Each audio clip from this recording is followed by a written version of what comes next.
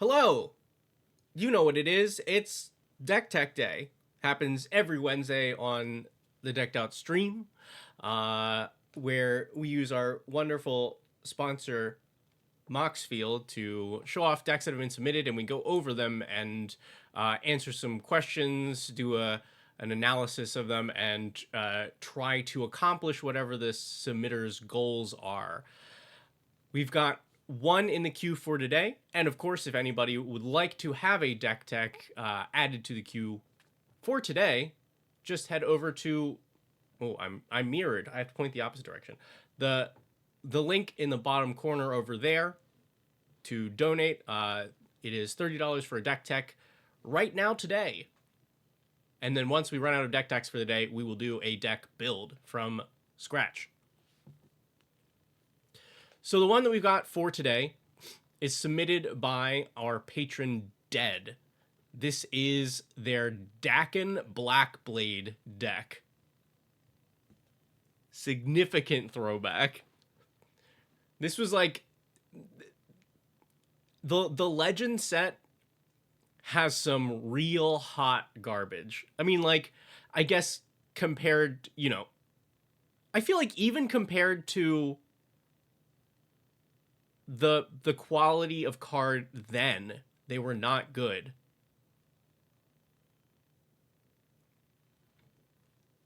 And this one is fairly playable.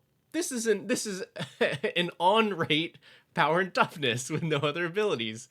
So it's 6 mana total, 2 a black, 2 blue, and a white. And its power and toughness are equal to the number of lands you control. There we go.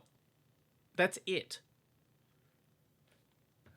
But here's Dead's reasoning for this, because they said, I really don't like landfall. So my landfall deck is Esper, the least landfall-y colors.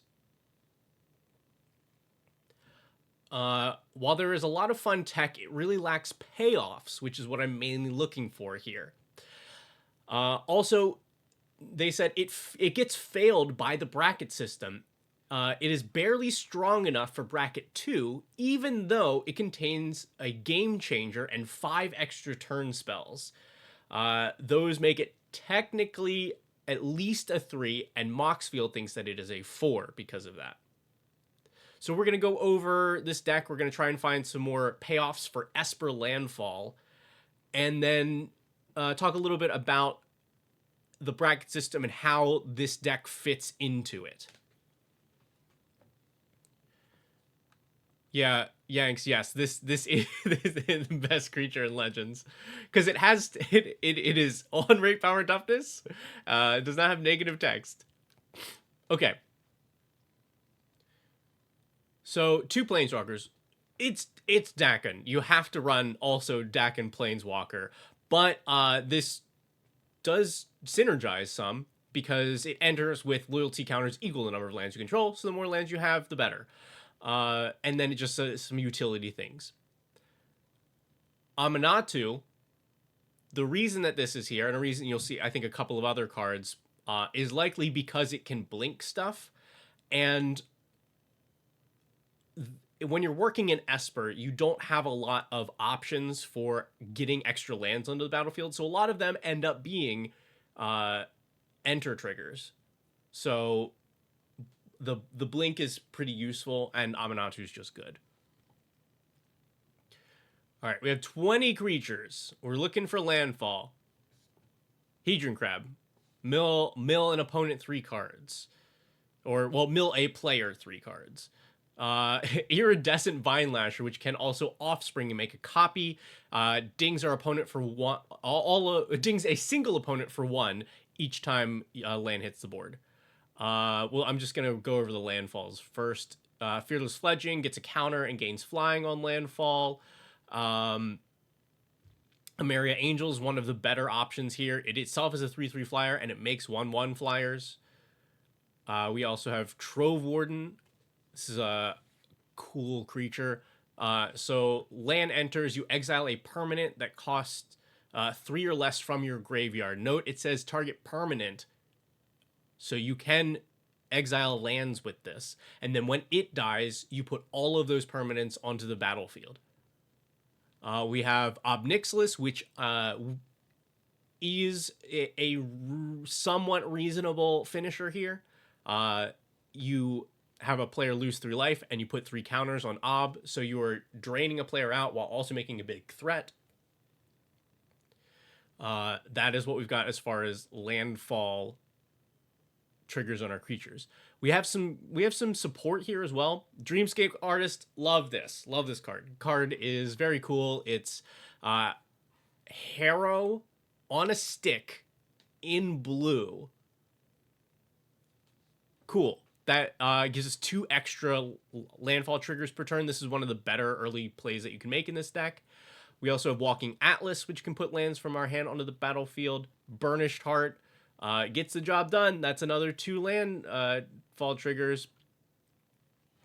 We also have Core Cartographer, which searches for a plains and puts on the battlefield tapped. We have Scare Tiller, which can be repeatable land drops. They can come from your hand or from the graveyard, and we've got a bunch of like fetch lands and stuff, so we should always have a target for this. Solemn Simulacrum, cool. Puts a land on the battlefield. Oblivion Sower steals our opponent's lands. Sun Titan, same deal as the Trove Warden. Since it only says target permanent, you can get lands back with this trigger. Some of the weirder ones we have here, though. Meloku returns lands to your hand to make 1/1 flyers. We have a lot of ways that we saw we have ways to put extra lands onto the battlefield. Actually, not a lot of them, but we have them. And so that can give us, if we run out of lands in our hand, and we ensure that we always are able to drop a land per turn. Patron of the Moon also works well with Meloku, whether you're Moonfolk offering it to get it out early, or if you have both of them on the field, you can be like, great, bounce a land, put 2 lands back, bounce one of those, and make a whole bunch of 1/1s and a bunch of landfall triggers. We mentioned before we have Amanatu. Dead had put a note in here. I have no idea why Brago is in here. So this is an obvious cut, maybe for Parallax Tie, which we'll look at later. I think this is fine. I'll talk about some of my cuts in a moment, but I mean, the card is just generically powerful, and being able to like blink your Core Cartographer, your Sun Titan, that's fine. Blink Solemn, sure. Now here's where things get interesting. Troubled Healer is bad. This is a bad card. Sacrifice a land, prevent the next 2 damage to be dealt to target creature or player this turn. The effect is not good, but the reason it is here is because it is a free sacrifice outlet for our lands. You'll see. Sorceries.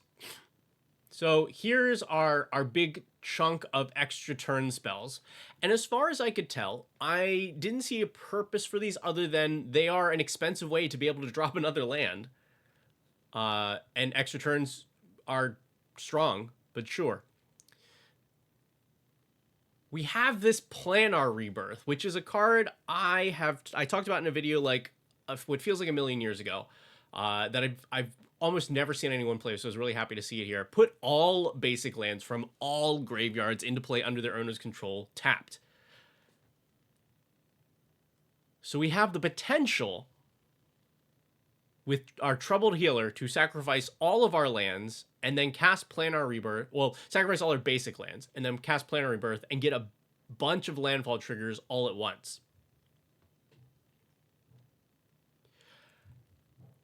I think that's great. I also, for Decked Out, I built a Boros landfall deck for an episode that focused on this interaction of sacrificing about all of your lands and then bringing them back.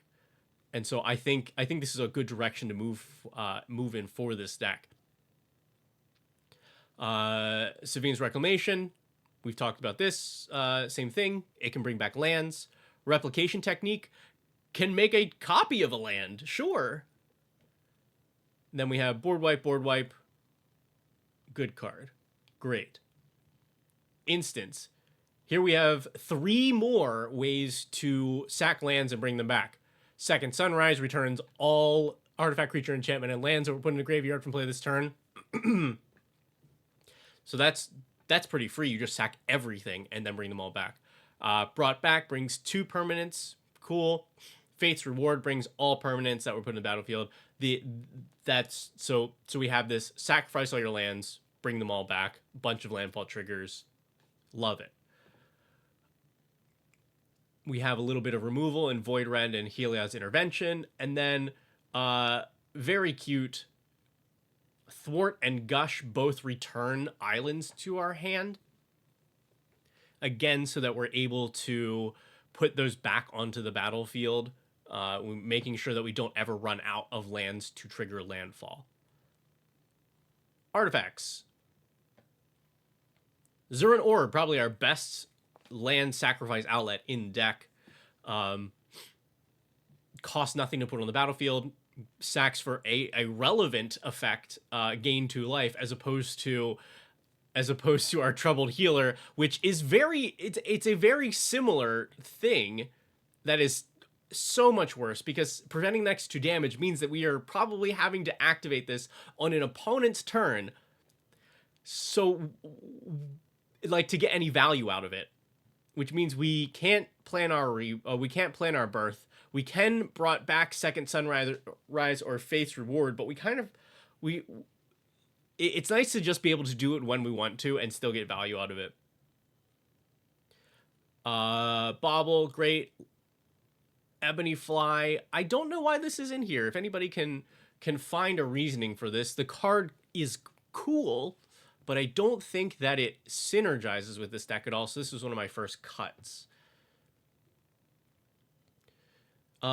Scroll Rack is a good card, and it does also allow us, if we really need to dig for something,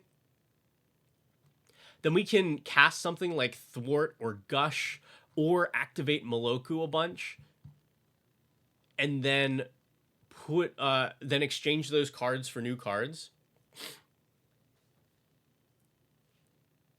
Schultz, stop giving away my recommendations.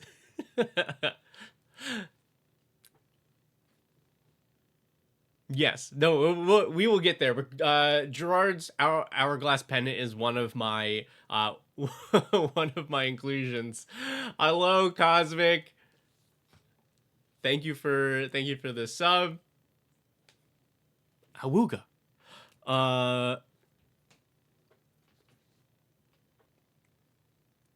Yeah. Sword of the Animus, extra landfall triggers. Archaeomancer's Map, extra landfall triggers, and also searches up 2 planes.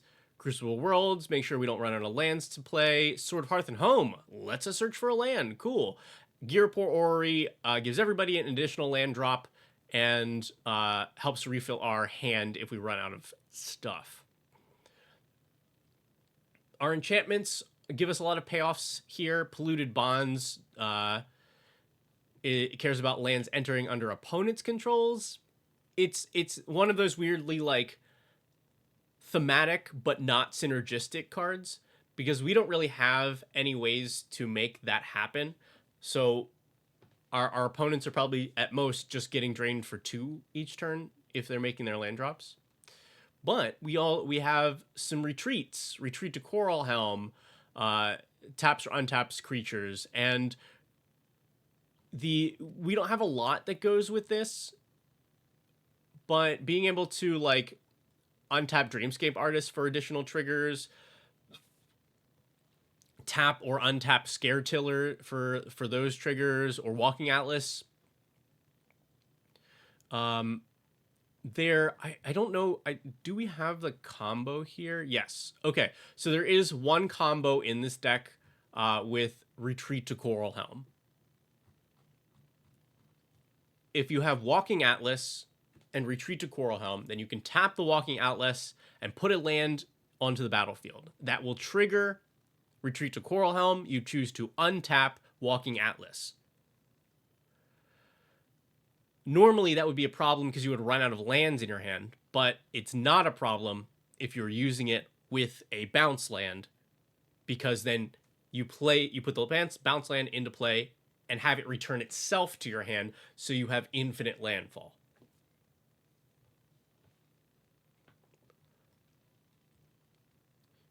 We have Retreat to Hagra, which can drain everybody for a landfall. Felidar Treat, definitely one of the better payoffs for this deck, because we can make 2/2s and then pump them up and swing on our opponents. And then Parallax Tide, some old tech. So it starts with 5 fading counters. You remove, oh man, I have to remember exactly how fading I think is still an upkeep trigger. Schultz, you'll have to help me out here. It's a fading, it's an upkeep trigger. You remove a counter, and then when you can't remove a counter, it is sacrificed. This just doesn't quite work the way that it was in, like, this card has never been used the way that it's intended to be, that it was designed. What we are doing with it is using that ability to remove a bunch of our lands from the game, and then use the last fading counter, which sacrifices Parallax Tide, returning them all to the battlefield to give us 5 more landfall triggers. Okay. Then we have Excavation and Aura Fracture, 2 more land sacrifice outlets. And then we have a nice 40 lands, 43 with MDFCs. Great, love to see that. We have our 1 game changer, Field of the Dead here, which, I mean, is named after the patron who submitted this, Dead, so they have to play it. We have a bunch of sacrifice lands, good, very helpful. We have, like, Crucible of Worlds. We have the ways to bring lands back. Yeah.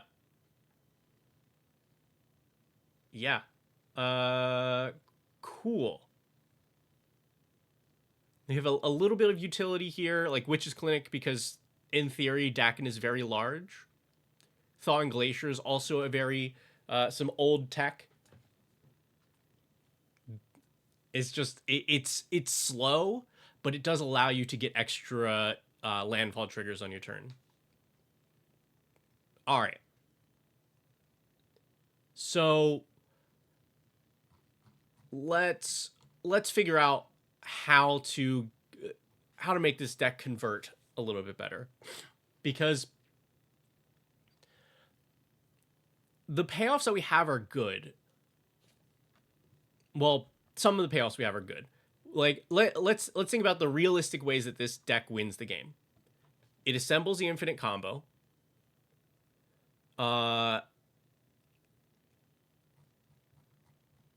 It overruns a table with Felidar Retreat.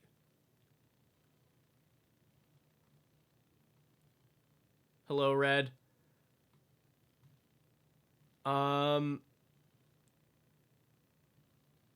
It maybe runs the table over with 1/1s.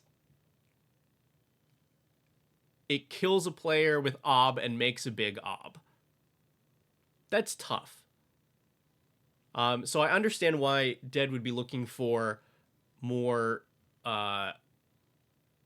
payoffs here. So here's what I've got.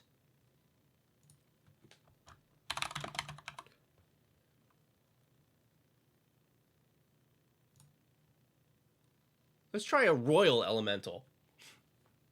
And that's not like King and Queen Royal. That's like Zendikar Royal. Whenever a land enters the battlefield under you control, gain control of target creature for as long as you control Royal Elemental. So this normally is kind of tough because it is fragile. It's only a 3/2, and as soon as they remove it, all the creatures return back to their owners. And it doesn't give them haste or anything. So you have to just go play Royal Elemental, play a land, steal that creature, maybe play 1 or 2 other lands, steal those creatures, and hope to untap. In this deck, you can play Royal Elemental, but not really steal anything, and then at instant speed, you have this funky little play of sacrifice all your lands and then return them to the battlefield right before you untap to also steal all the creatures. It is a pretty mana intensive play, but we're also in Esper Landfall, and I don't think that the intent, especially since Dead was saying that the bracket system is kind of rough for this one, I think their intent is bracket 2 for this. So I think that's reasonable for Esper Landfall and bracket 2.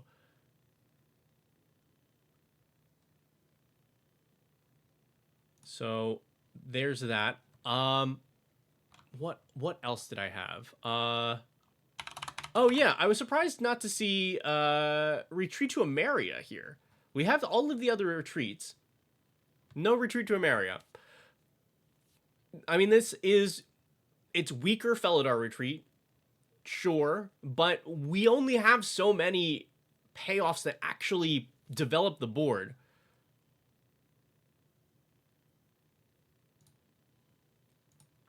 And the more of these that we have, the better they work together as well. So I would for sure be running this. Absolutely be running this.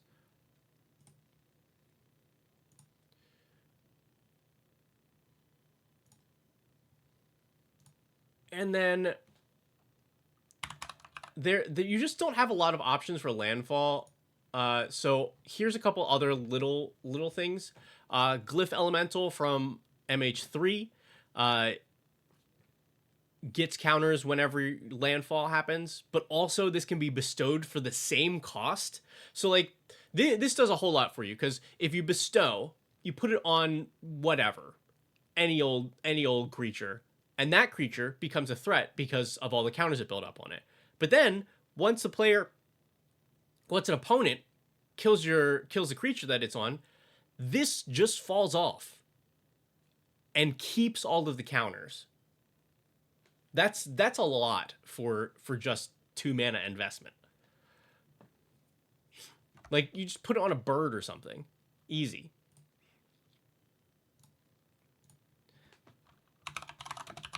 There's also all of the quests. These are not necessarily big payoffs, but they are cheap payoffs for what they do. So all of the quest for, or maybe I'm not thinking quite the right thing, but like there's a bunch of these cards that put counters on themselves when lands enter, and then they either, once it gets a certain number, you get stuff, or for this one, it reduces the cost. This becomes a 1 mana reanimate from any graveyard. You just plop it on the battlefield, a couple turns, it reduces itself down to 1 mana to reanimate something from graveyard. It's pretty good to reanimate Royal Elemental. Yeah, exactly.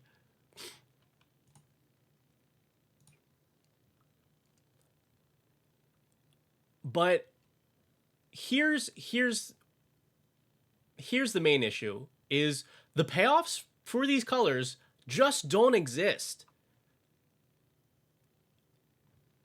These are just not landfall colors, so we don't have good ways to pay off for that. So my recommendation here is be able to pay off really heavily with what you have. I think you should really, really lean into this build of sacrificing lands and bringing them back. I think that's the really strong play that these colors are able to do, that the other that almost mimics red and green landfall, because green can do this. Green does this all day. But this deck being centered on that is pretty strong, because you actually, if you look at the number of green cards that can do that effect, you don't have that many. You have Splendid Reclamation, which returns all your lands from battlefield, graveyard to battlefield. You have Aftermath Analyst. You have Lumra.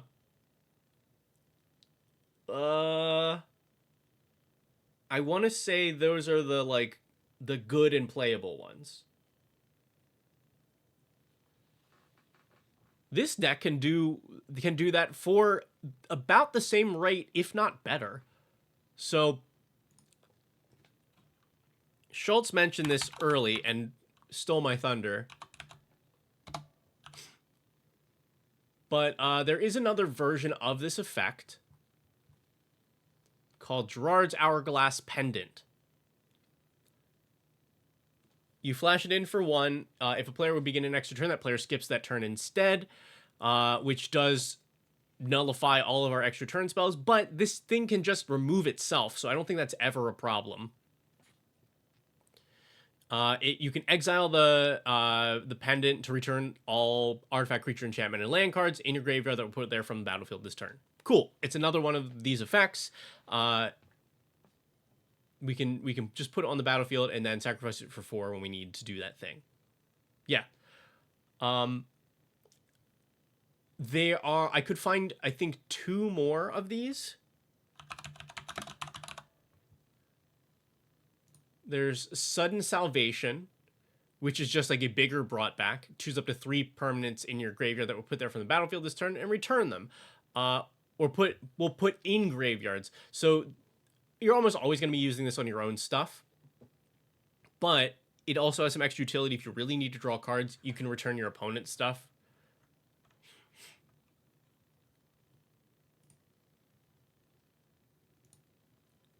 And then this one, Cosmic Intervention. 4 mana, and it can foretell for 2. If a permanent you control will be put into a graveyard from the battlefield this turn, exile instead and return to the battlefield at the end step. So it's good board wipe insurance if you foretell it, and it is I think the cheapest, most effective way to get a bunch of triggers like this. They are delayed since they don't happen until your end step, but I don't think I don't think there's really anything in here that cares. Like, we're not giving haste. Yeah. So I would totally be running this. And yeah, exactly as exactly how Red is pointing out here. The whole point of this is the play is sacrifice all of our lands, floating the mana that we need to cast spells, and then bringing all of our lands back. So yeah, it works really well with this.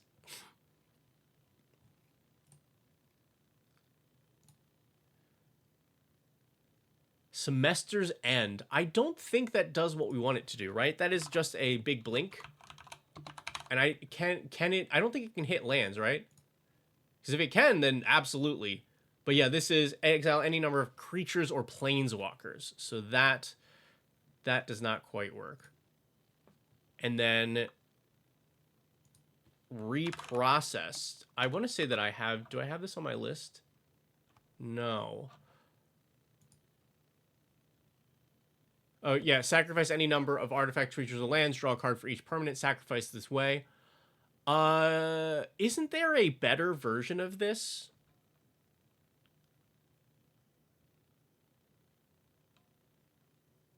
I want to say there was a better version of this in Thunder Junction that allowed you to plot it. But yeah, I like that idea as well. There's your suggestion, Tristan, for destroy the evidence. Destroy target land, reveals from the top until they reveal a land, and puts those cards in the graveyard.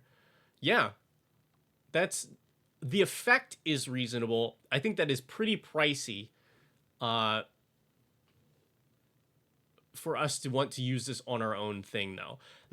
It almost works if these cards cared about anything that just went to the graveyard, period, but they have to hit the graveyard from the battlefield. Otherwise, this would be ideal for this deck. Okay. So yeah, we have adding extra versions of this effect that bring all of our lands back from the graveyard that we sacrificed this turn. We have a couple sacrifice outlets, but they're all, like, aside from Zurin Orb, they're pretty bad.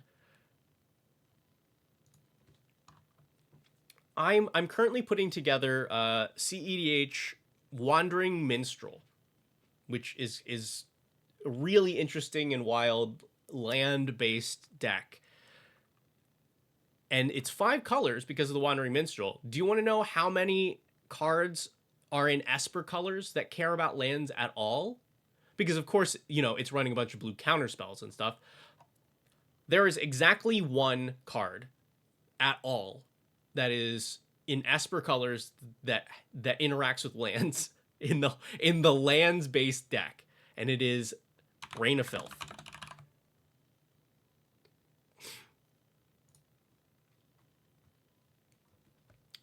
Your lands gain sacrifice, add a black mana. This we definitely should be playing. This allows for a really, really explosive turn. To go, great, tap all of my lands, make that much mana, sacrifice them all, make that much mana, return them all, and then we have this big, like a ton of mana to play with, a bunch of landfall triggers. So yeah, this I think is ideal if we're leaning into this plan. And then, are we running sack lands and Urborg? Awooga. Who is that? This is Clark Kent. Oh, yeah, reverse. Clark Nerd Girl. It's like, yeah, oh, that was just Superman. Has anybody seen Clark Kent recently? We are running sack lands in this, but no Urborg. Plenty of sack lands.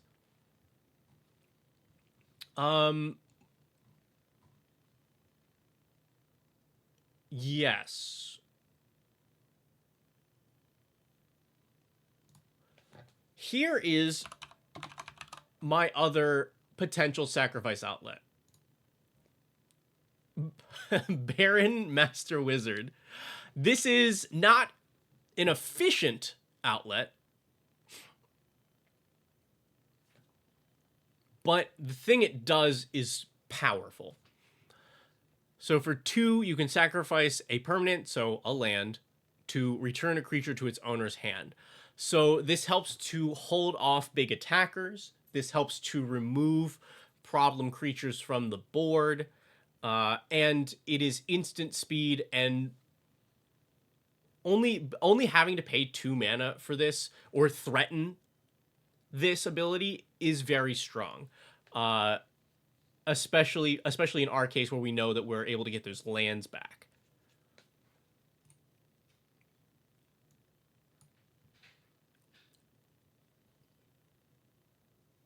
So that's the main direction that I would go with this.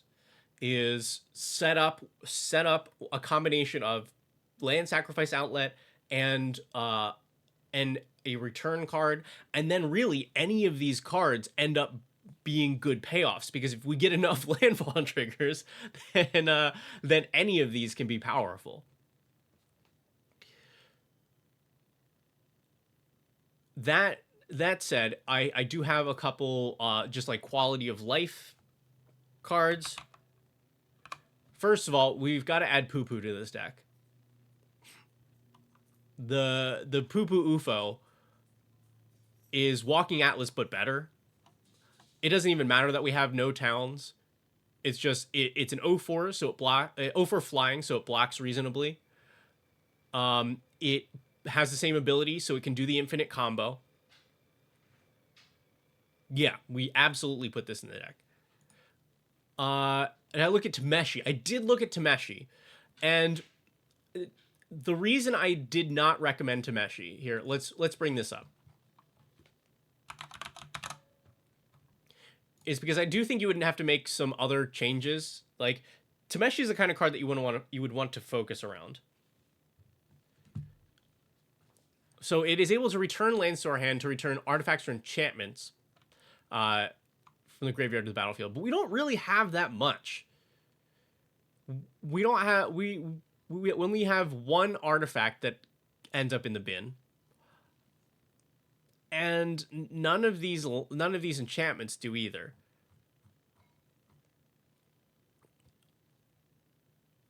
Now, we could just like jam some artifact lands in, I guess.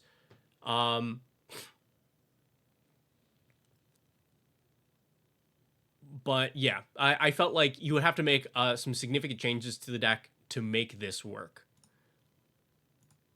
But I like where your head's at.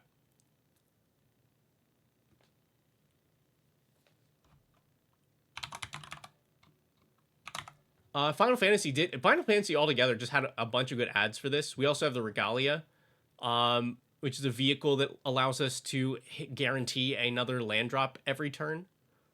It just reveals from the top until you hit one and you put it into play. So easy to do. And yeah. I think there was one more. Squall! You all know I've talked about this before. Squall Seed Mercenary. This card would be great here. So it attacks alone, gives something double strike. And then when it hits a player, you return a permanent, cost 3 or less, like lands. So this itself can give you an extra 2 lands per turn because you double strike itself, you hit a player, you bring back a sack land, you immediately sacrifice it, and then you hit them again and you bring back that same sacrifice land. Incredible. But then later on, when you've got a bunch of lands in play and your Dakin is ginormous, you can double strike it.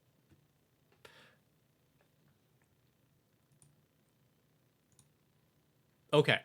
Now, I see you, Tristan, in the chat suggesting so we're on Solemn, we're on like Car Cartographer kind of stuff. Why not run Claim Jumper?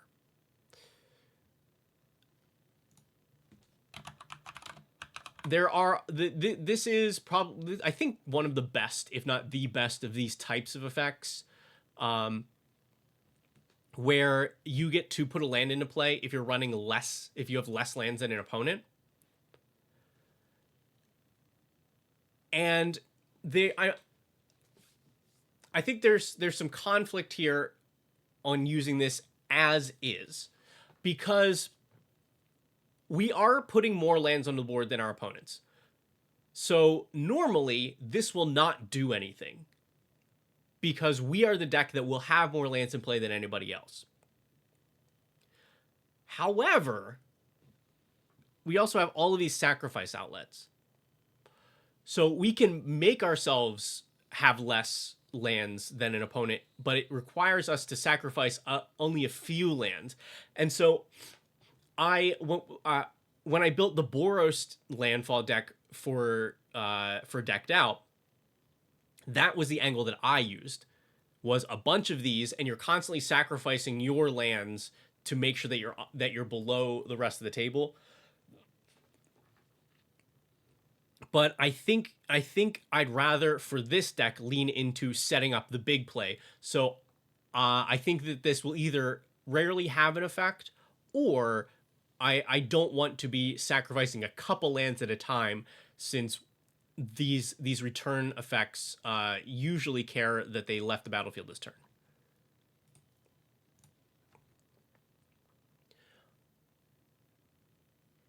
Because I think the deck's game plan should be initially get a bunch of lands on the board. Use our extra land drops, do whatever, build up a bunch of lands, and then sacrifice, return, big landfall. We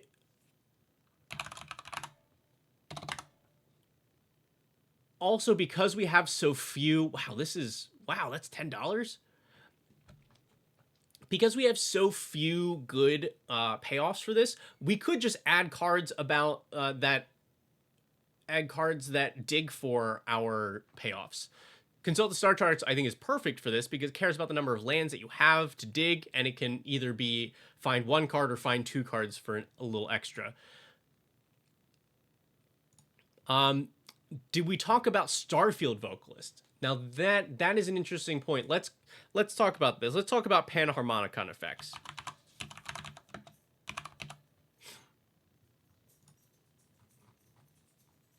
So Starfield Vocalist, Panharmonicon, all of these effects that are doubling triggers.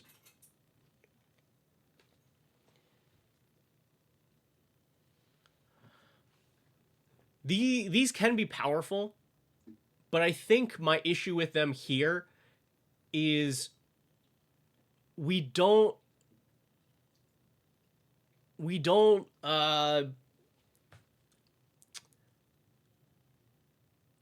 they don't do anything until we do the big thing.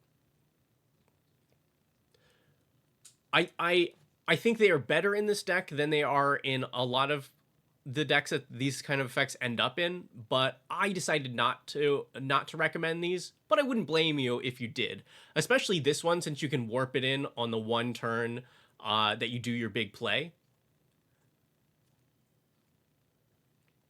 Oh yeah, there you. Yeah, Red's right on top of me here for it. Say yeah, my same thinking is this is I think the one I would make the exception for because it can be warped in for a tiny cost. But the other ones I would be reluctant to spend a bunch of mana to just put them on the board and wait.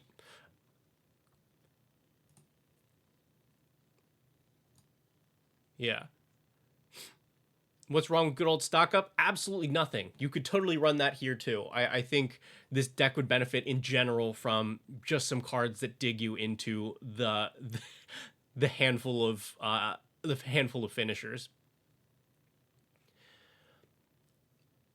I was really hoping that Edge of Eternities would have more for this deck, but it doesn't. That's not the Dauntless I'm looking for. I'm looking for Dauntless Scrapbot, I think. Yeah. Because we got all of these cards with that create lander tokens, but the ones that are in Esper are pretty bad. At least for Commander. This one I felt was one of the more playable ones since it has a relevant effect of exiling graveyards and creates a lander. It's not great, but it's worth considering. I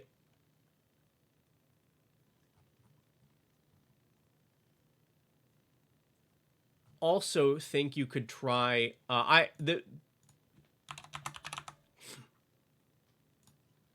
think everybody should be running these. The new planets because you just get them. Adagia I think is pretty solid here. It makes copies of artifacts or enchantments, and our enchantments especially are our big payoffs. So getting another copy of those is easy. Plus we have a commander that has a large power and toughness, but doesn't really do anything else and has no evasion, so probably cannot get in. So that seems perfect for just being able to station 12. I also really like the idea of Adagia copying Parallax Tide and then just burning through the copy and then making another one.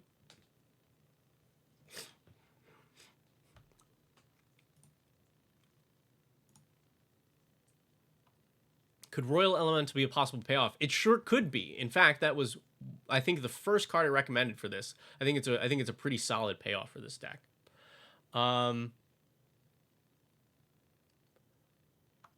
There were a couple other things that I was thinking about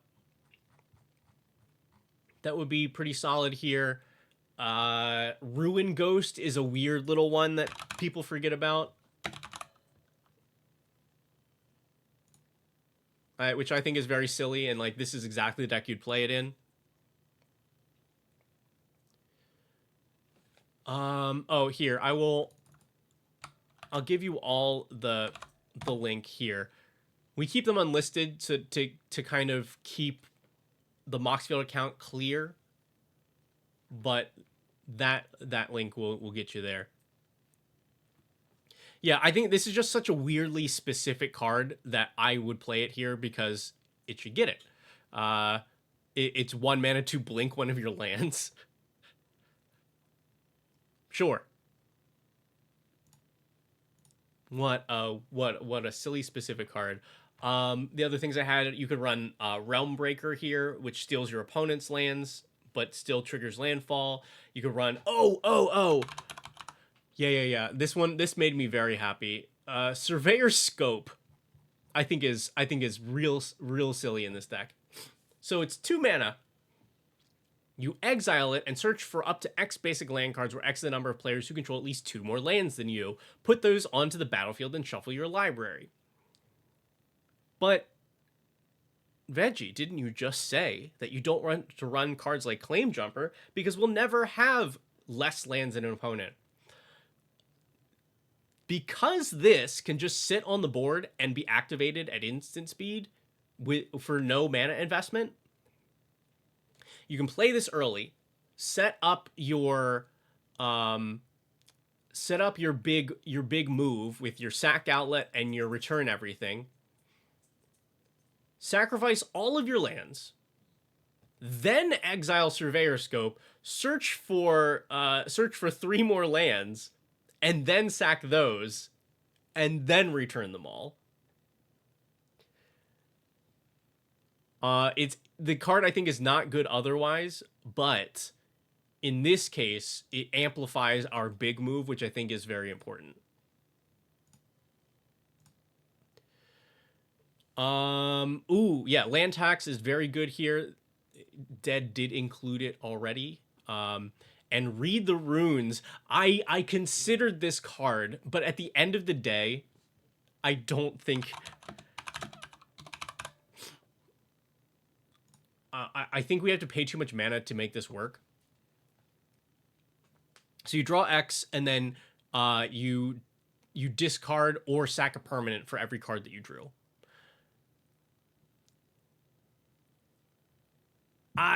It does sacrifice all of our lands, but it means that we're paying 1 mana per every land that we sacrificed.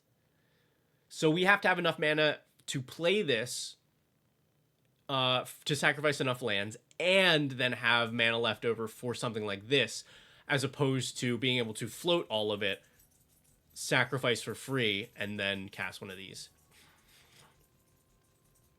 I think the reality chip's pretty solid. That's one of those cards you can recommend for a lot of things. I think it's pretty good here since it lets you play lands off the top. I just put out a video on Anti-Causal Vestige, which would be good in this deck.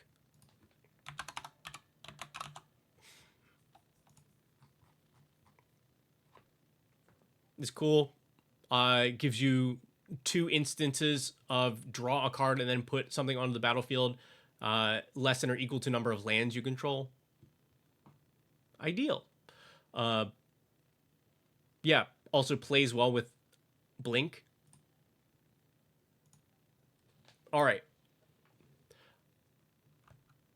The last thing I think for this is what I would cut.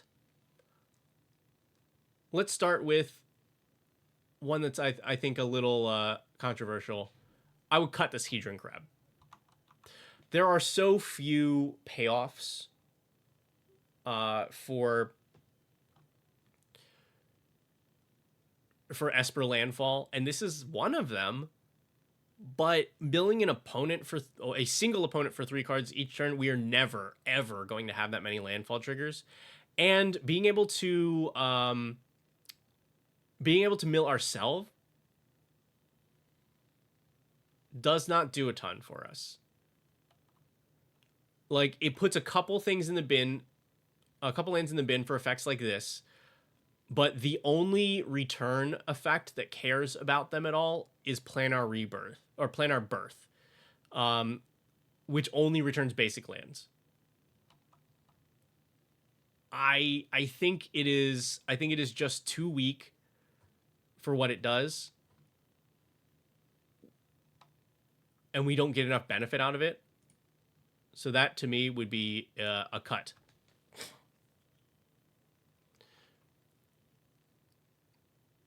And then Tristan, there are a couple 2 or 3 card combos. There's just one really.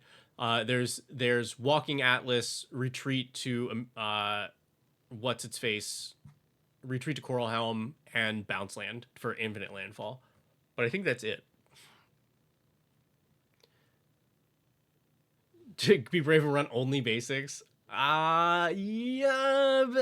I think if there were more of this kind of thing, then yes, I would be in for that.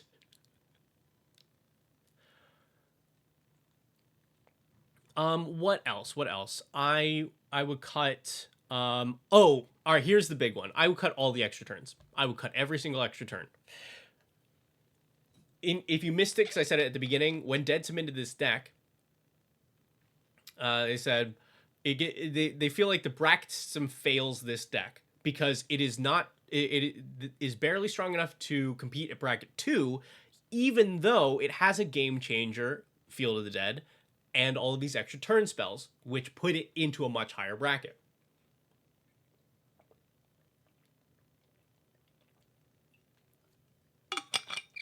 I don't think these extra turn spells do anything for this deck.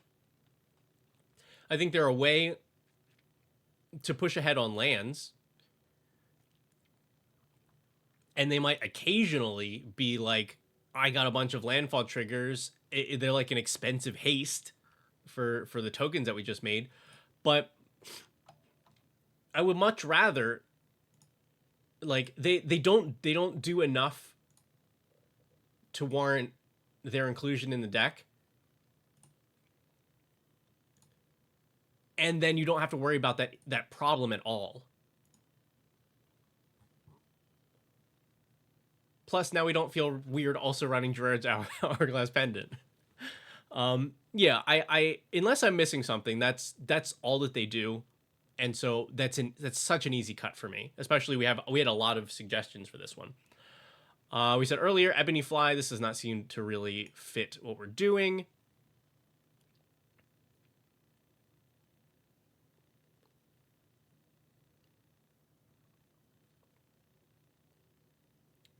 Replication Technique. I think this also does not do enough for the price. If we're copying our own lands, then we can do this cheaper with Copy Land, which is a 3-mana enchantment. We can do this with the new Realms Awakening from Final Fantasy for 4 mana, and it can target our opponent's stuff. But I think in general, we just don't need that effect. And then, where is it? Archaeomancer's Map. This is another one that seems like it's synergistic with the deck, but since it cares about opponents that control more lands than we have, and it only cares about them when that player plays a land, so on their turn, this is almost never going to trigger.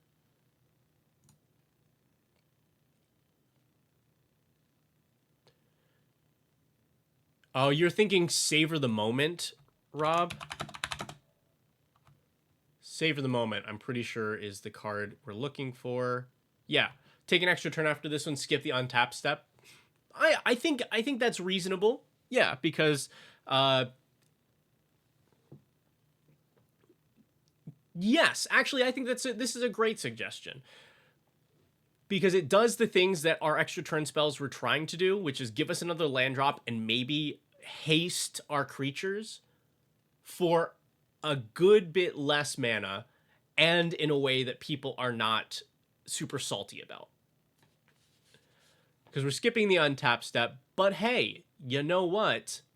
Maybe we just made a bunch of birds that we want to get in with, or maybe we just attacked a bunch. We attacked somebody with a bunch of vigilant creatures thanks to Felidar Retreat, and now we get another one. I'd be happy with that being the only extra turn spell in this deck.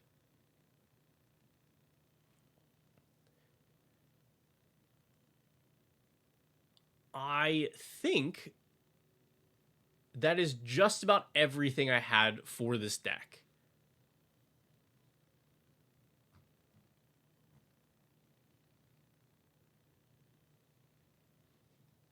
Yeah, Floor still draw a card and play a land for 3 mana, and for that in Esper, you're not going to get it any better.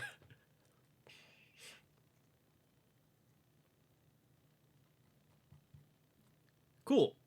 So we have 19 cards suggested.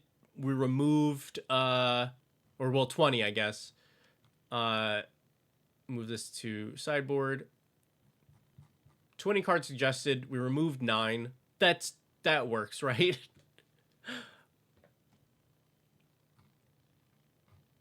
Otherwise, this deck made me very happy because I love the challenge of take established archetype, put it in the colors that are not good at it, and see what happens. And I think this is a really good execution of that. It just needed a little boost. So now I think we've reasonably given it more win cons, made it a little bit more consistent, and fixed the bracket system problem. We are still running Field of the Dead, which puts into bracket 3. I think this is one where you'd have to go, hey, I think this deck is bracket 2, but it is running Field of the Dead. If you'd rather me take it out, I can, and that's no problem. And then otherwise, I think this now sits solidly in bracket 2. Hello, Elect Man. How much longer will I be on? I will be on for a little bit longer, probably another hour, I think. So there's still a little bit of time for deck techs if anybody wants them.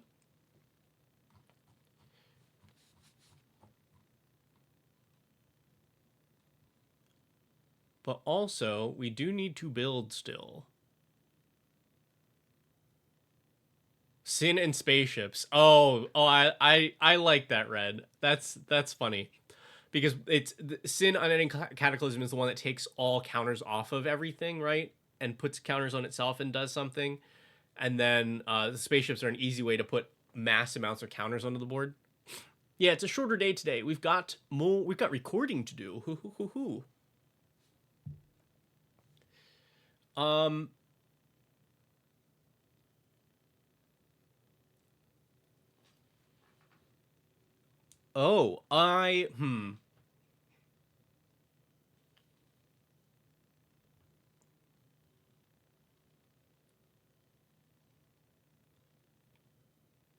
Let's see.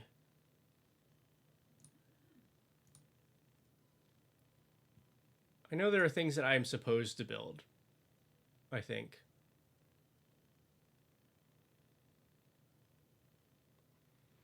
Schultz, you're late. We finished the deck tech. Also, Oboro is like $60 or something, right? Oh, it went down. It's only 23 for a land that bounces itself.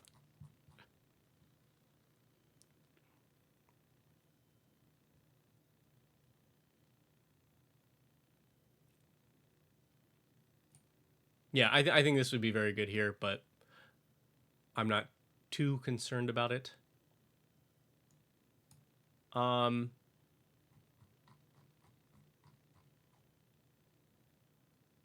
Yeah, Schultz, you wouldn't want to jump the gun and suggest the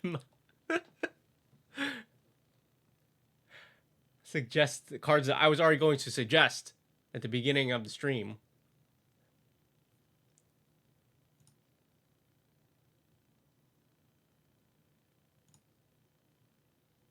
Okay, I'm taking a look right now.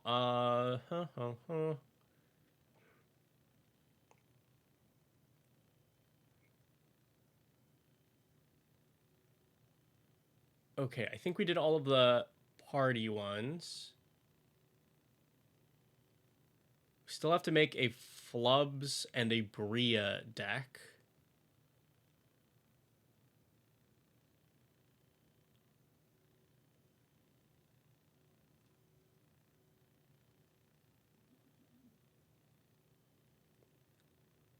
We could do a 10 mana value commander.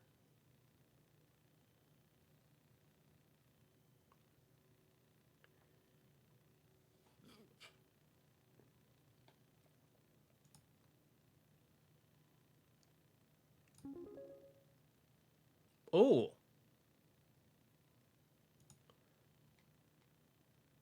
Elecman.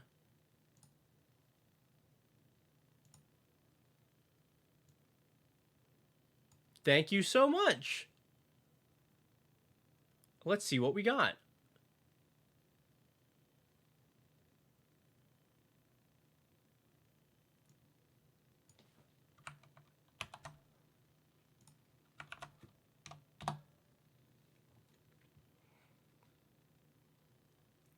Oh, yes, the Shiko and Narset. Okay. Let's duplicate this thing.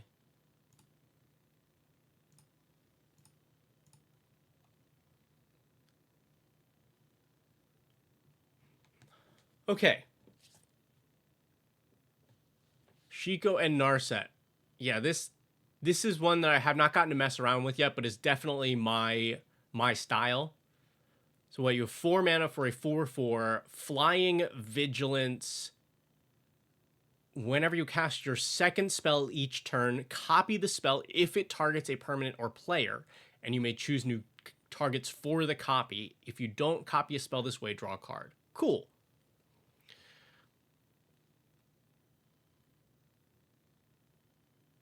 Thanks, Red. Enjoy the cafe. So this first deck is the one I have tried brewing around so many times. This is a current list after having it edited by Elk. But I already have a few Enchantress decks, and I want this to focus more on double spelling. Okay.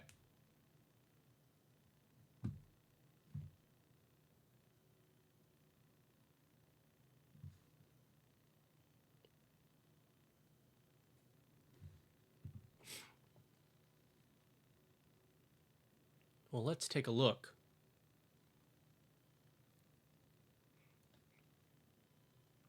Yeah, because I can already see how this could be an Enchantress deck, because the way that the flurry ability is worded, it does copy auras. But let's see. All right. Enchantments cost less, auras. If you want this to focus more on double spelling with enchantments as copyable connective tissue. Right now, this doesn't feel like a double spell deck. It feels like auras. Okay.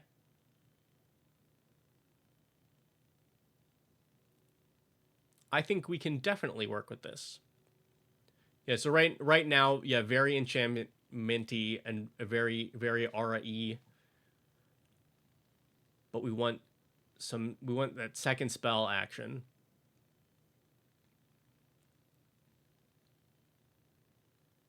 Okay, yeah, we're very committed right now. Heliod's cool though, because giving all your spells flash means that you can theoretically double spell on your opponent's turns.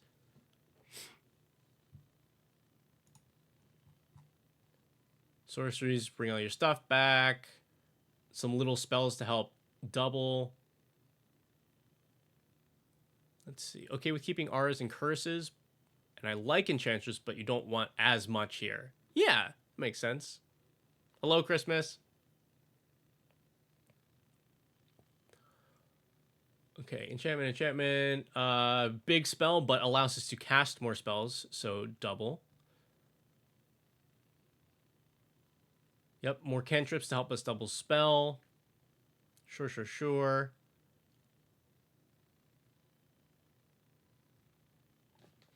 Okay. Just ramp in the artifact section. Cool. Is that a no soul ring by choice? And then many little enchantments. Tiny little enchantments. Cool. This card is messed up. This card is so good. Aligned Heart. For 3 mana, it gets out of control.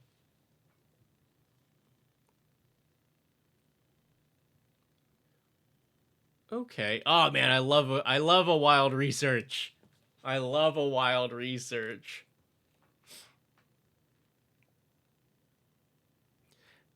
It was not. I don't.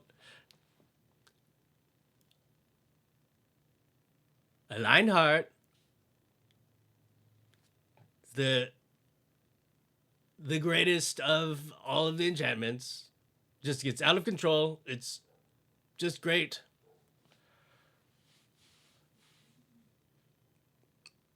I like it because I can't really pronounce any of these other words.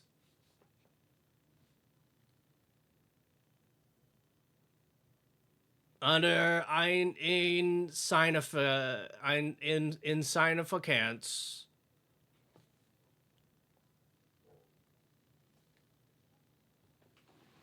Ossition. Yeah. Anyway. Uh hello Targ.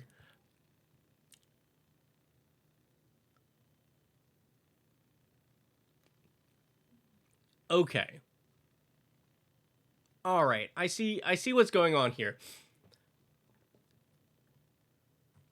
So how malleable is this deck list for you, Elect Man?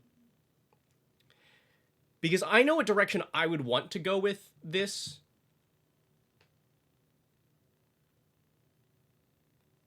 But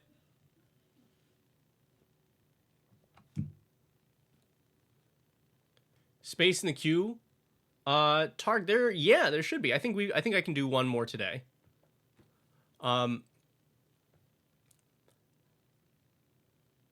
Because the direction I would want to go with this deck is either tiny spell, huge spell to get copied, or spells that automatically double spell.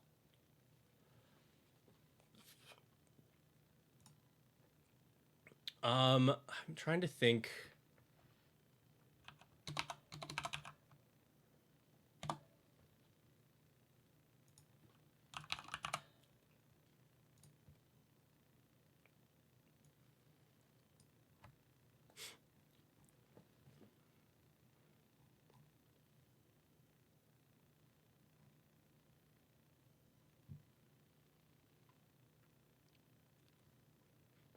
Yeah, because I think I would. So the question is, how tied to this deck list are you? Because if I was playing this commander, I would want it to go one of two ways. I would either want to make it cast tiny spell, cast massive spell, and get copy, or I would want it to be a bunch of spells that automatically double spell. Because I think this list as is very, very Enchantressy. And so if you stray away from Enchantress at all, I think you need to rework the deck. I think it totally works as Enchantress. But if you are looking for it to have a little bit more unique identity, you can't go half Enchantress.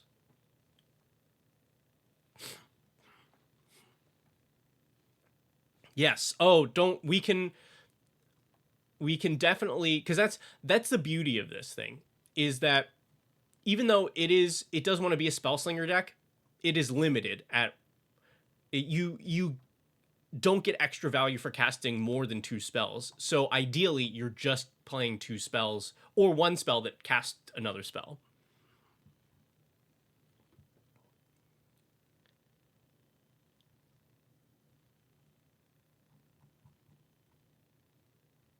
So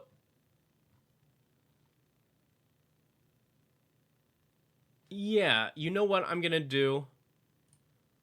Let's see, what's the...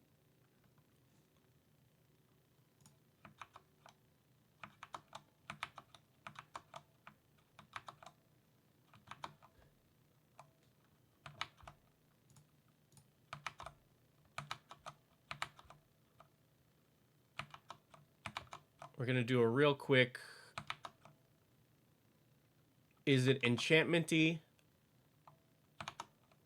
We'll do a little reset. So this, I think, is going to go a little bit... This deck tech's going to go a little differently than normal. I'm going to mostly focus on rebuilding a core for this deck. And it may not be as tuned, but...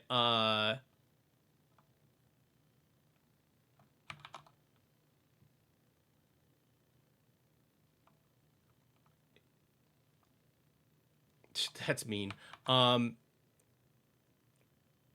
always double spell on every turn cycle Okay, I think we can do both. I think we can do both. I think there's room for both of those things here.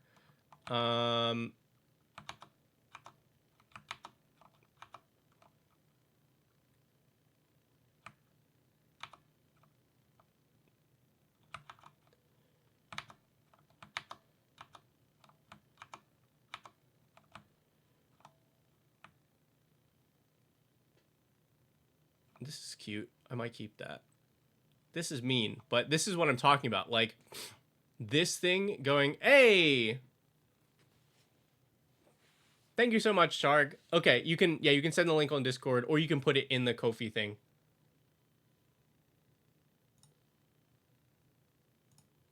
Yeah, just let me know where you put it.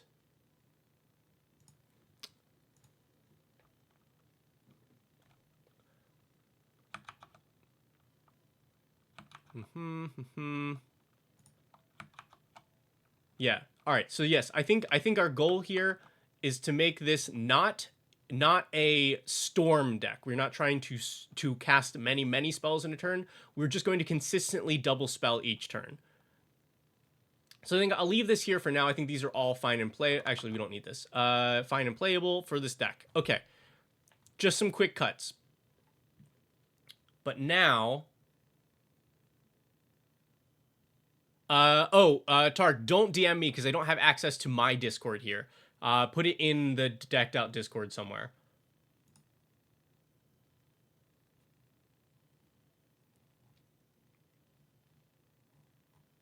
Okay, so we want spells that can cast another spell.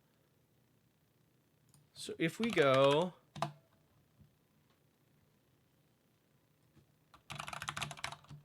Commander,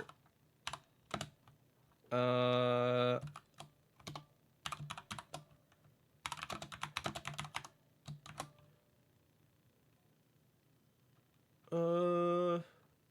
think this is going to give us too much.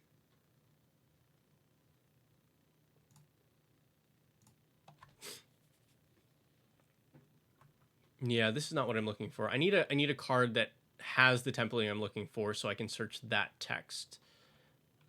Yeah, I need like Electro Dominance.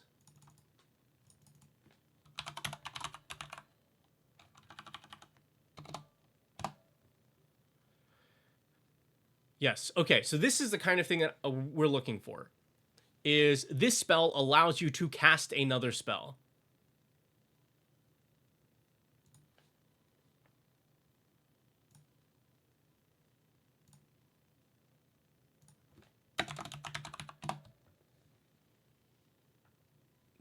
Okay, here we go. Yeah, because you already had the Aminatu's Augury in.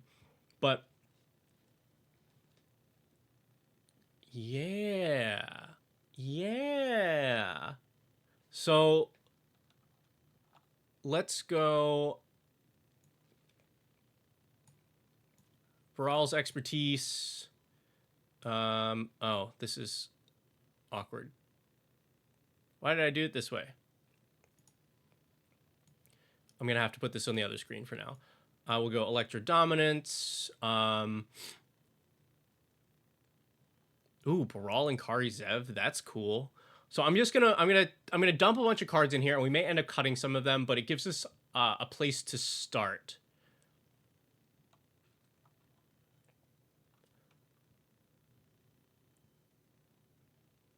I mean, Buster Sword seems pretty good here. Let's see.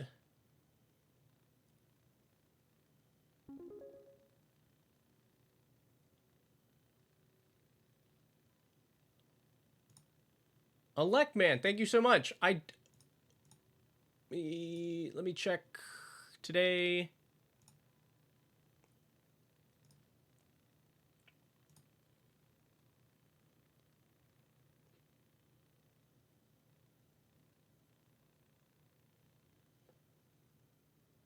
Renowned deck tech. Okay, perfect.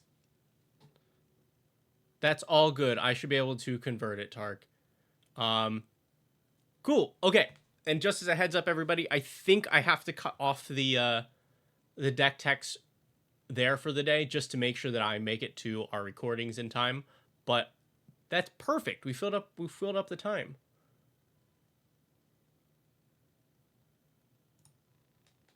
All right, what else? We need more things that are casting extra spells. Oh, here's Sram's expertise. We'll go over these in a moment. Oh, yes. This would not be good many other places, but this is it. This is what I'm talking about. Reinterpret. Counter target spell. You may cast a spell with equal or lesser value from your hand without paying its mana cost. It's perfect. This is the kind of thing that I would want to do in this deck.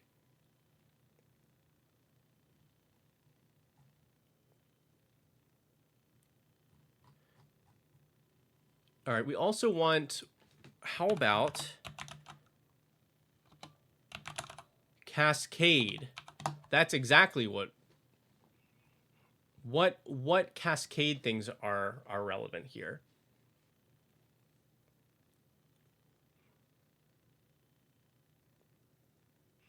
Now, the tricky thing with Cascade, though, is we don't have any control over what the next one is, and we need the second spell to target something.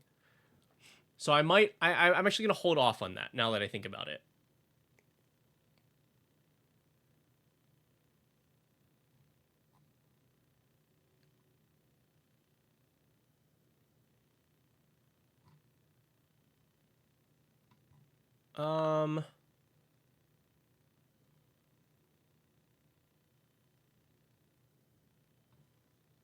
However, I will Sunbirds here.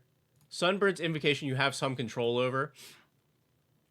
So when you cast, you reveal that many cards from your library and cast one there. Plot, I think, is reasonable. Were there things that plotted off? Yeah, are there things that plot well in these colors? So we wanted something that casts and plots.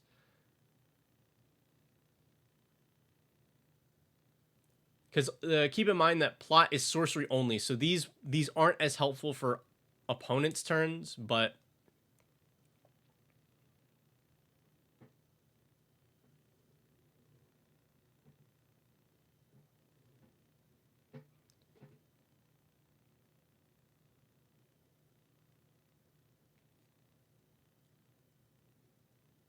let's see. This is like minimally helpful.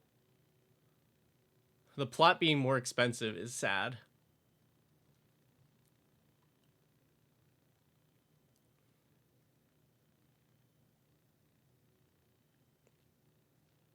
Foretell, there we go. That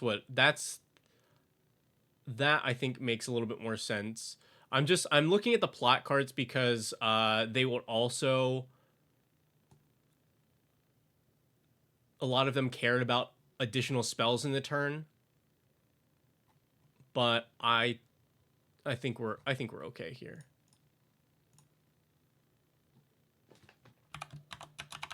I don't know why I hit back on that. Foretell.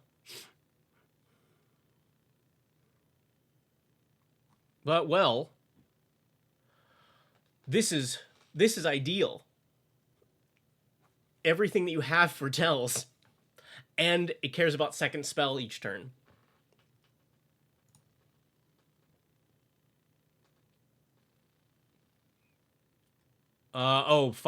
Delay Blast Fireball is just a good card. This card is excellent. Foretell for 6 though means you're probably not double spelling.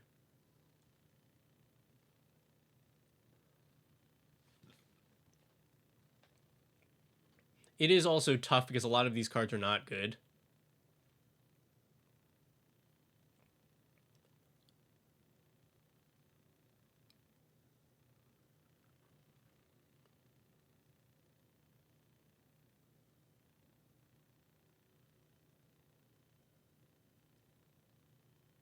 Ooh. I have one. I gotta remember what the name of this card is, but I'm gonna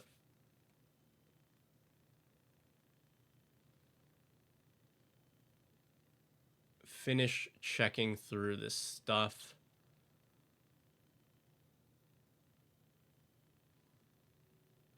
Okay. What are you called? Um,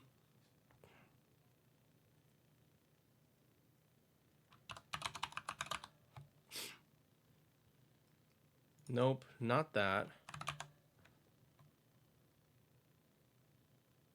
Synthesis Pod. I think that is the card. This is, I think, also going to have the same problem, though, right? Exile spell you control, target opponent reveals until they hit him.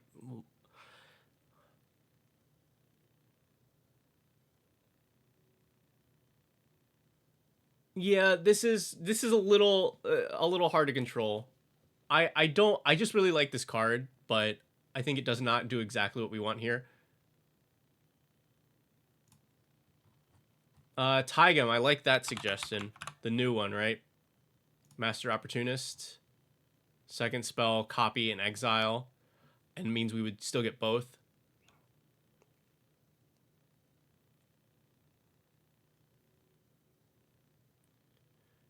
Let's see, Ronin Glitterfang, Fleeting Effigy, Leadership Vacuum, Blessed Alliance, Abzan, Advantage, Death by Dragon, Deep Analysis, Entrapment and Maneuver, Inspired Ultimatum. Yes, I know most of these things. To help you to get the double spell.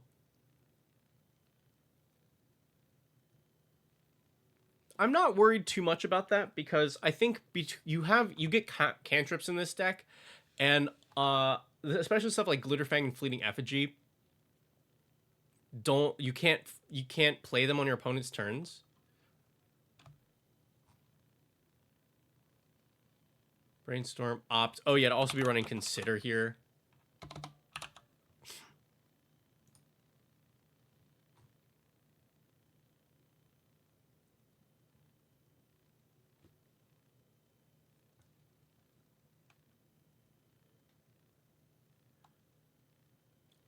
Ephemerate's fine, but we don't really have targets for it right now.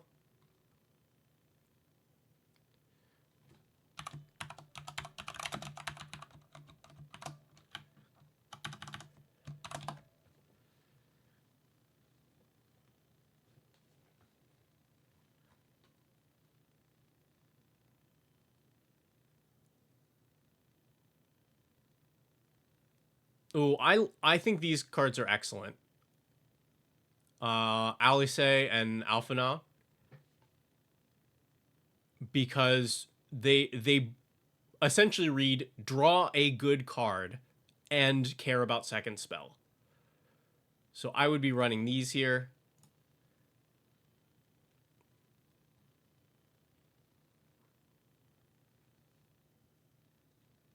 Corey Steelcutter is really strong, but it does still carry some of a price tag with it.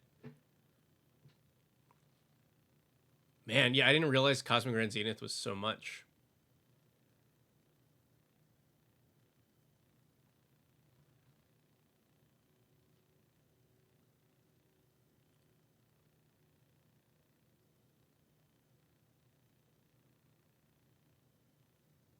Oh, Eris Roar the Storm that would be excellent, and we should be slinging some different costs of spells. You have 6 copies of Corey Steel, I assume is what you meant, because yeah, then definitely add that.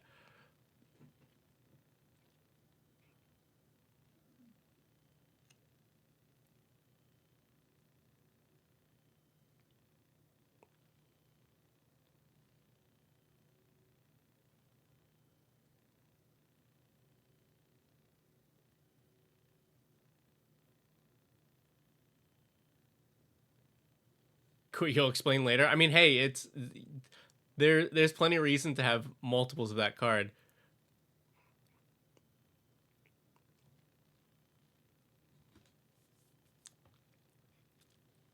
Lavinia seems really good here. Like, it has a relevant second spell ability, and it is a good mana dork.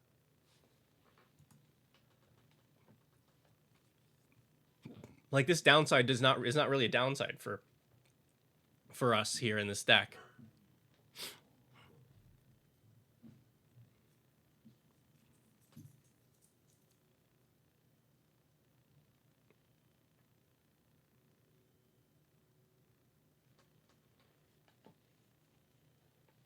I have wow. This is also, I didn't realize this was so much. I think I have like a surge foil of this. Uh, this card is pretty great. I think super underrated, but we will not add it for that price tag.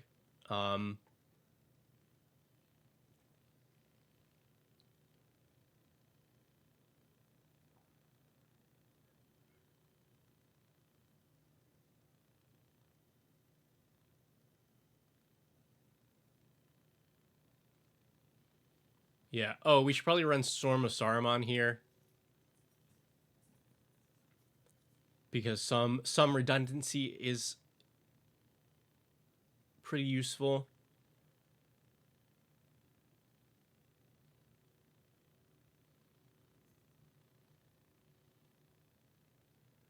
Like I said, some redundancy is pretty useful. Tomb of Horrors Adventurer, and this I think is the best reduction. Uthros Psionicist.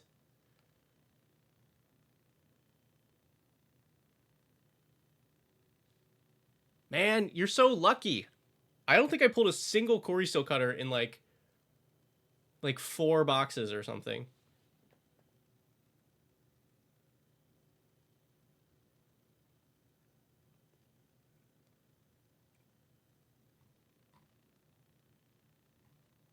Okay. I think that looks good for me for second spell stuff because let's see. Chamil's is fine, but I think the main thing I want is to be able to control what the second spell is because we get such a better payoff if we can control that the second spell targets.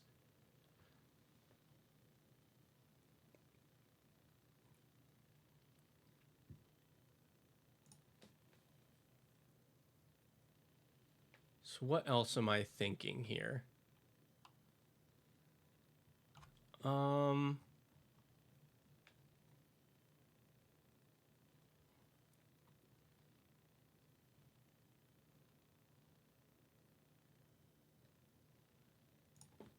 yeah, we also I would just add in all the signets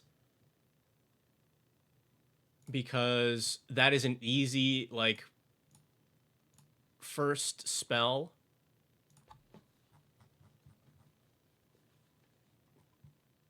And now we need some hefty payoffs here. We need some really good like targeted, ideally instant speed things. Oh, wait.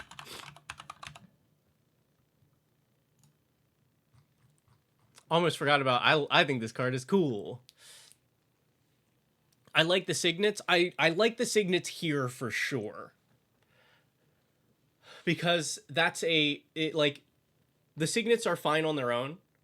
But then they also are like a super cheap first spell, and then you just use them for mana to cast your second spell.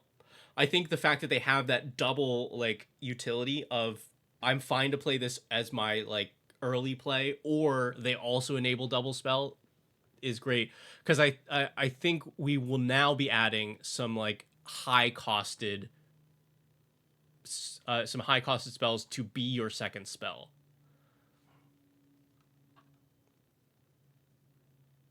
The border post mana rocks. Oh, those the three ones that like bounce a land because I hate those.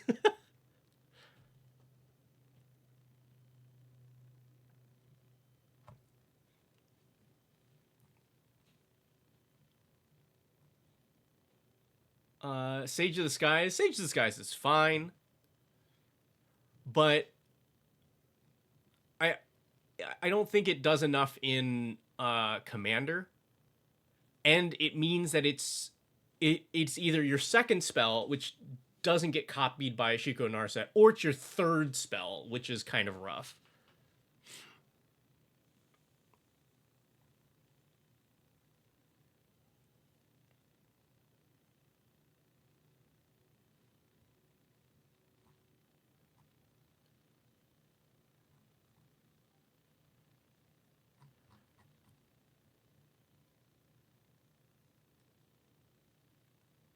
Super cheap and replace your lands.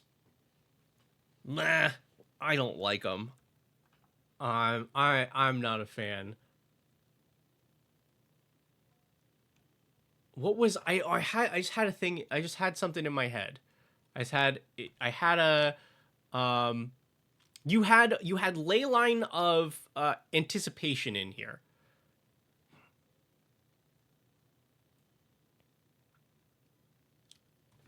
So I think what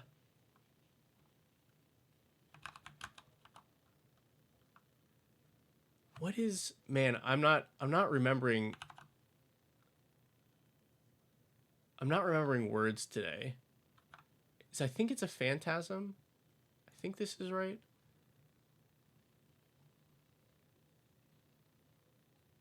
No. What am I?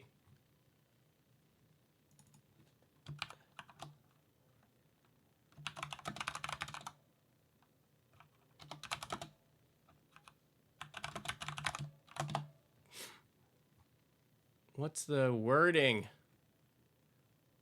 Had. I think it's had flash. I am looking for final word phantom. I think flash enablers are useful here.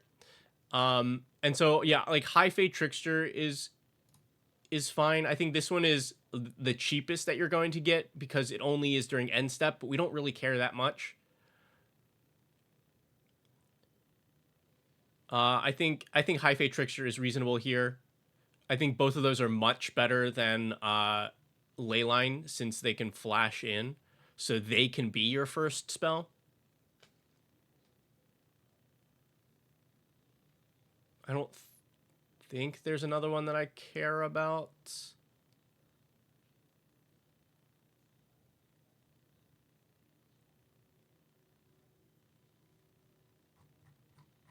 Yeah.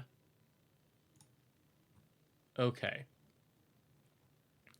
But I still need to think of what the payoffs are. Good instance that target.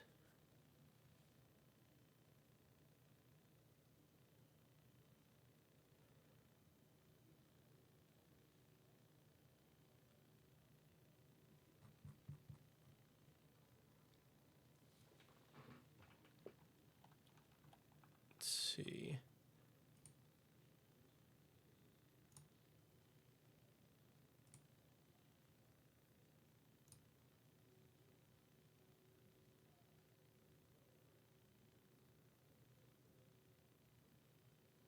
Oh, you have a model of mixture because you talk to Elk, right?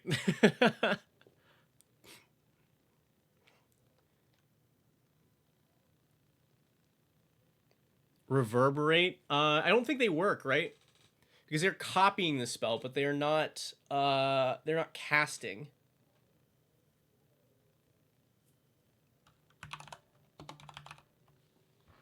However, Mizzix does cast.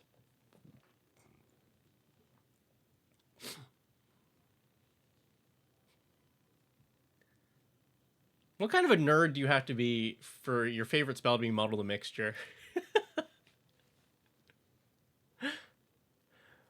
And also, there's before you all start things, I met Elk in Vegas, and they were great.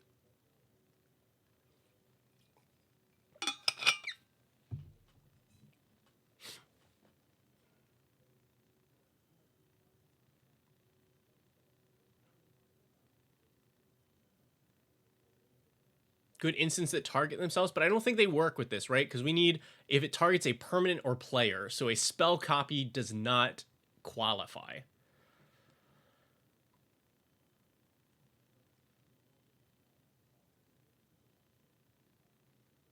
Oh, big honking spells.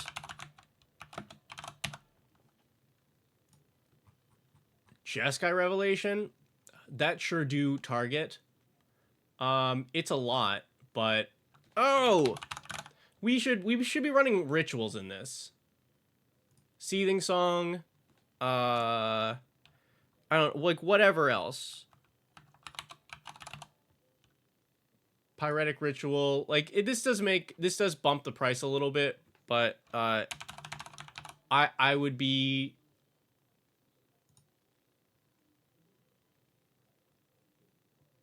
not a fan of fast mana. That's fair. I would implore you to consider these rituals for this deck.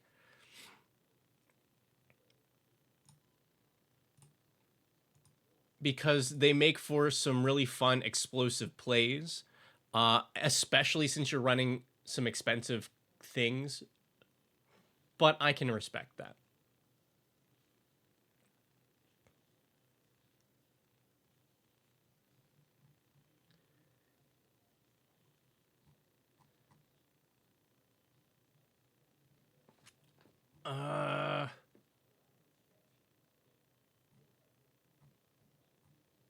I need...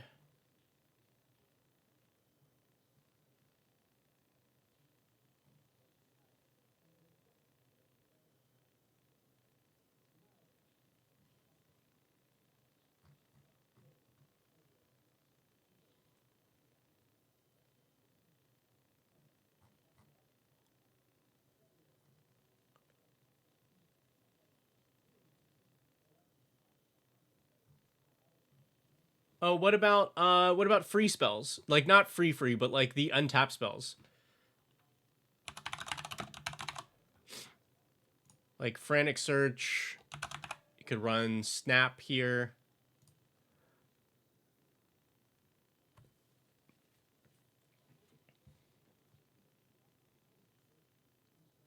I think for the most part, I'd want the ones that are instants.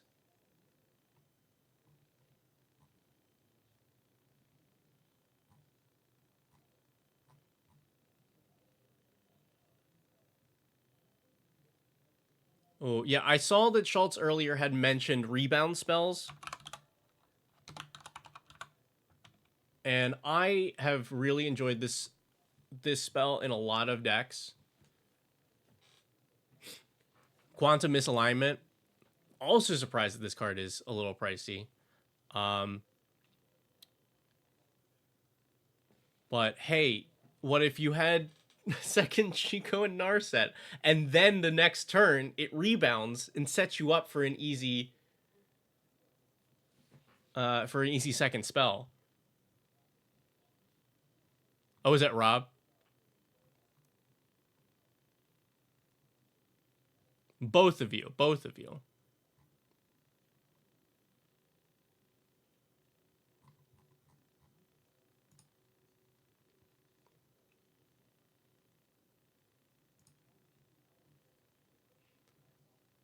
Hey, look, I support everybody playing the way that they would like to play.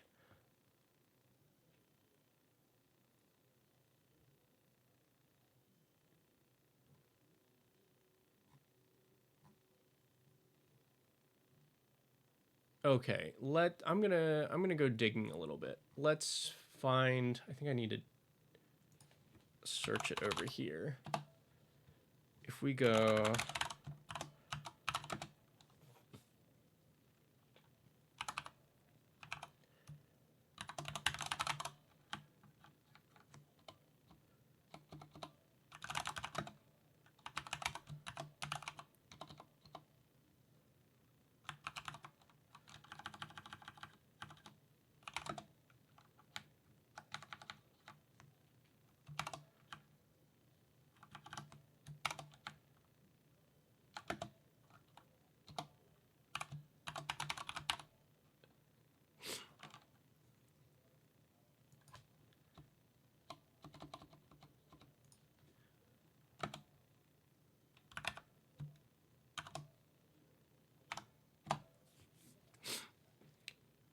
Magma Opus is pretty solid.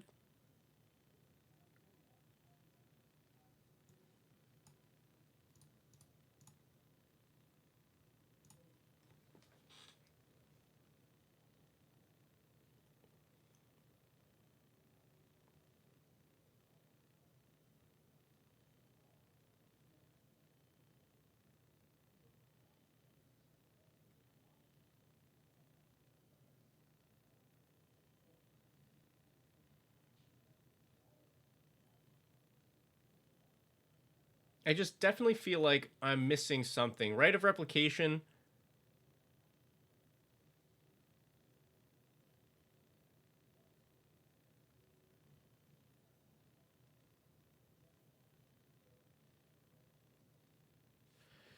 Because we want these to be reasonably able, like it has to be reasonable to cast these spells after another spell, and hopefully we're only spending 1 mana on that spell. But I'd like to keep them relatively cheap. I went with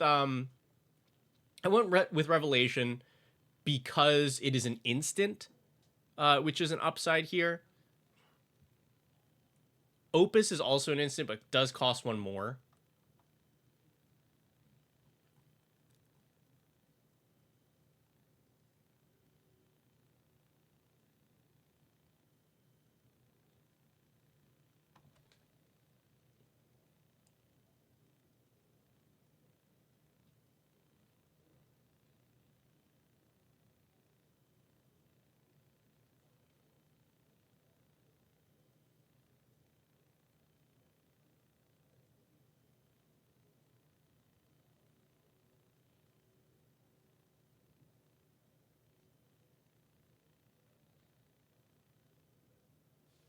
Oh, you want to know what? Okay, this I think this is a personal favorite, and if you decide not to, that's fine. But I think this is such a cool play.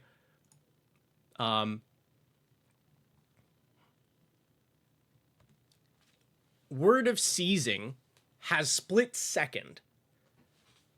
So if you cast a spell and then play Word of Seizing, the Shiko and Narset trigger will go on the stack and resolve.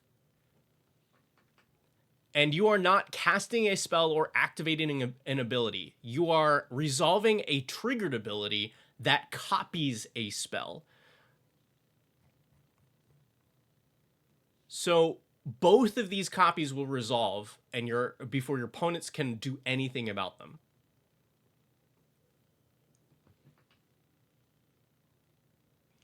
Now it even is an instant. So like this is probably going to be played on your own turn, but being able to play it at instant speed as well is big. Let me know when you are done with your ads.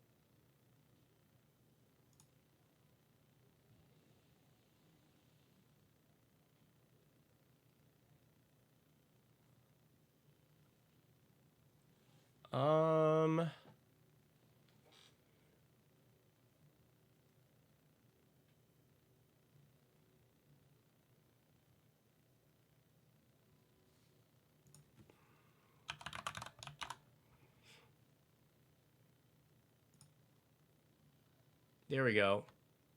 Also, if you copied an epic spell like Eternal Dominion to get 2 every turn right, that is true, Schultz. I don't. That might be leaning too far into how I would want to build it. All right, Elect Man. So, here I think is another good option for a second spell. Create a token that's copy of up to 1 target creature for each opponent. And it's an instant. But here's the play that it makes me really happy is Word of Seizing has split second. So if this is your second spell, Shiko and Narset still triggers and resolves because it is not one of the things that split second stops. So you get to resolve 2 copies of this before your opponents can do anything.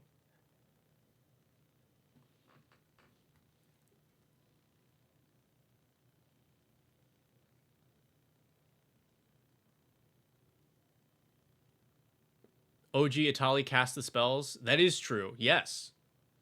That's I think I will always recommend playing Atali because Atali is cool.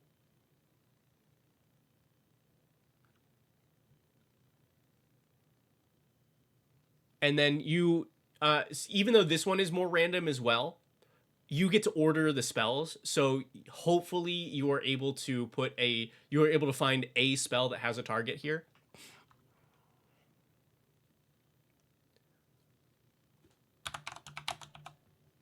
I think also this common I think is worth playing here.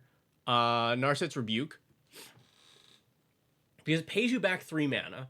So you can either use this to set up a second spell, or you can make this your second spell and then get 2 copies and 6 mana back. And we're not going to call it a ritual because it's just removal, you know?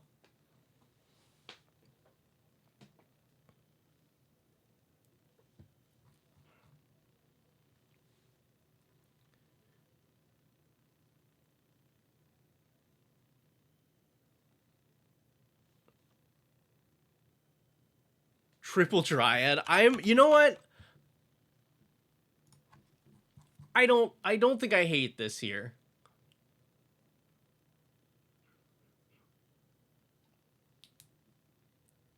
Cuz I guess I still think I would want some top deck manipulation, and I don't know that this deck is what we're doing this for. That's so I wish there was something else to help you out with it.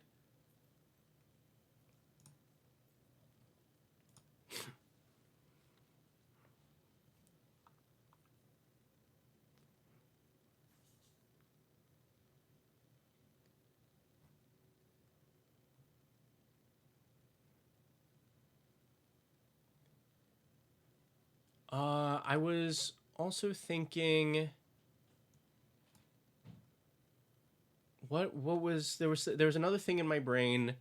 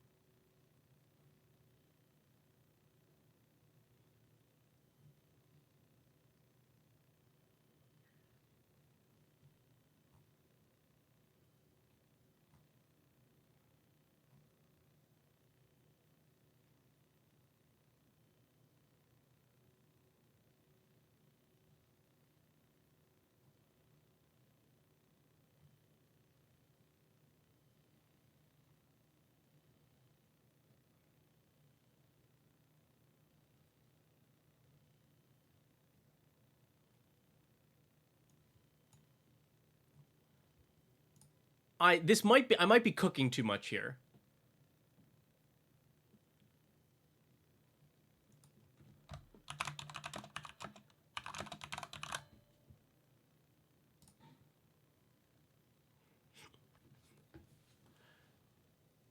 Shadow of the Second Sun. I might need to. I have to think about this myself. If this is your second spell, you can have 2 copies of this enchanting yourself. Oh God. Hi everybody. Hi Mauled. Hello.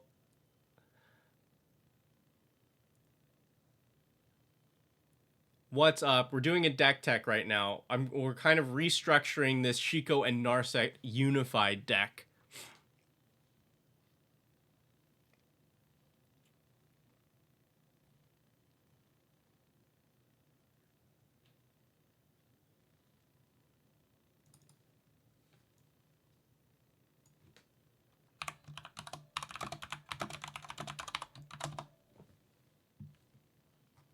All right, let's talk about this Shadow of the Second Sun. Like I said, this may be cooking too much, but it gives you an additional beginning phase at the end of your turn, which means you would get two, and so that is untap, upkeep, and draw. The reason I think that this kind of works here is we have a lot of instant speed stuff. I think we're going to be leaning into that a lot more. We have flash enablers. I think that's a pretty cool payoff for all of that. Does it really support a ton of what we're doing? Probably not.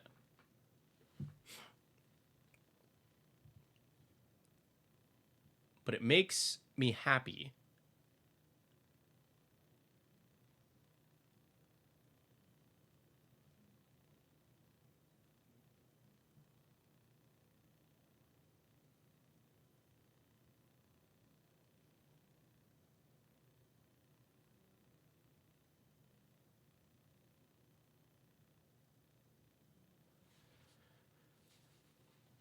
Shiko player curses. It's only a little bit of player curses. Granted, it's a real mean one, but oh yeah, let's drop this Chain to the Rocks for good old Swords of Plowshares because it's an instant. It doesn't even have to be swords if you don't want to run it, but anything that's instant speed is going to help this deck a lot more.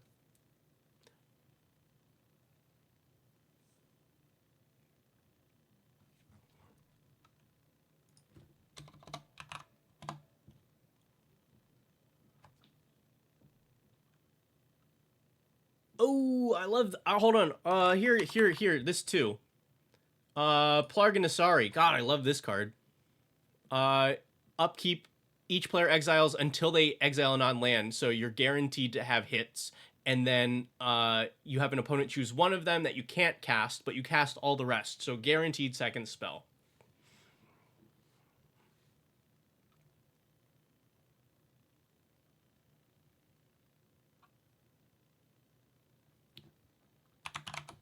And Gale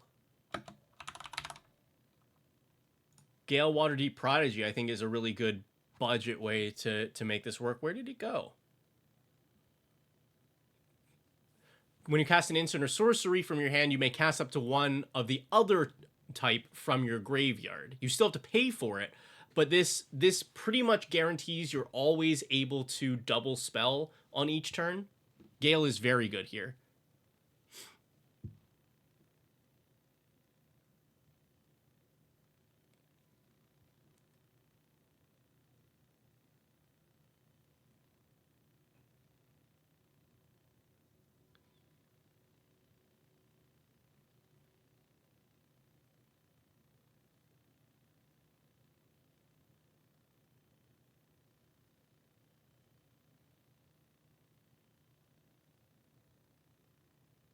Is Lear any good, or does it make our control game awful? I don't know that we're really a control-y deck. I would be fine with Lear here. There aren't a ton of sorceries that would be in the graveyard. Not currently, but I do think that you would. I think you would run some more cantrips here.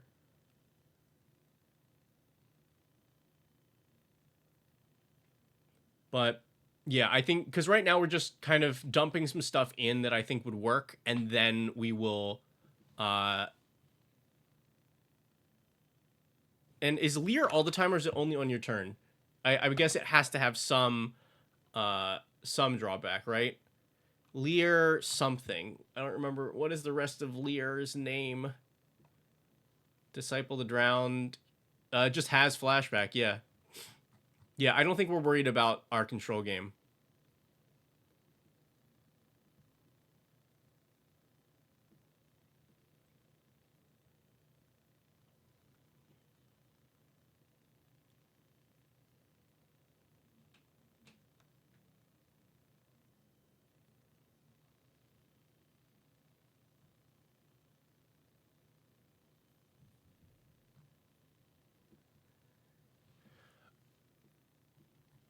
Okay. I think the one thing I'd want is like a little bit more of instant speed payoff.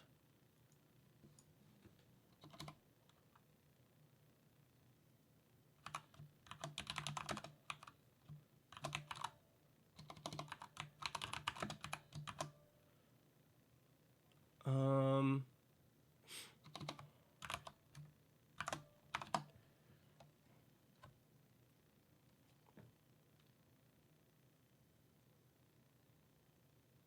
I mean, look, a Buster Sword. Okay, it casts a spell for free. Okay, it's thematic. Oh yeah, yeah, yeah. Torrential Gearhulk is great here. Flashes in. That's your first spell. Cast an instant from your graveyard. Yeah. Sword of Feast and Famine. I don't think so.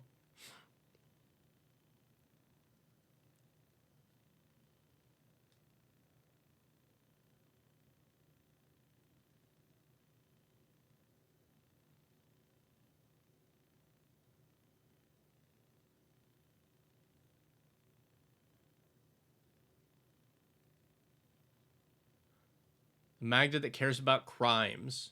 I think that's reasonable, but we are. I think I'm not too concerned because our crimes are going to happen later. Like if we could consistently crime for free every turn, but we are probably not doing that until after Chico and Narset is on the board.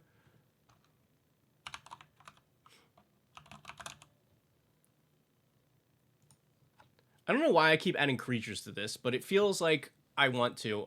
This seems real funny to me. Transcendent Dragon, flash it in, counter a spell, exile the spell, cast the spell itself as the second one. How many times do we commit them though? I think that Magda is limited to once per turn.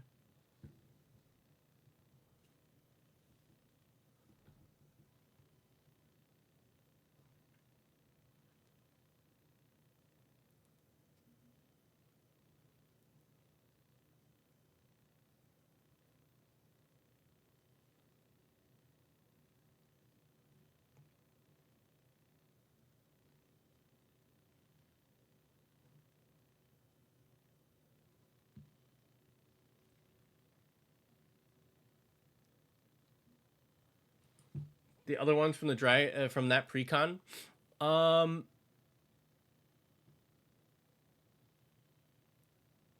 I mean, I think the one that draws is so good.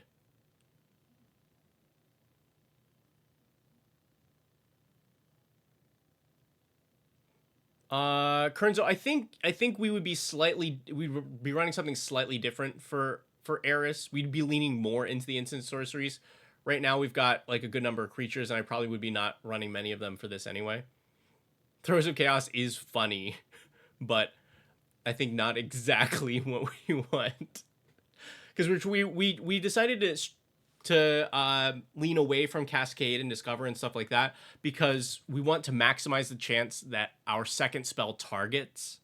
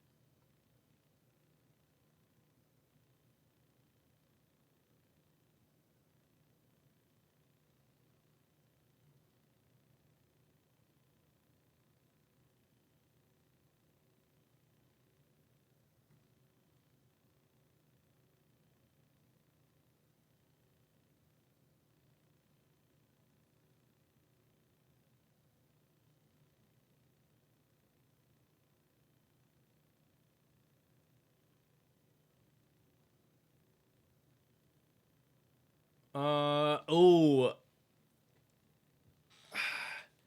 Electman, how do you feel about extra turns? Because you wouldn't be running many of them. But I think some stuff like Karn's Temporal Sundering would be really good.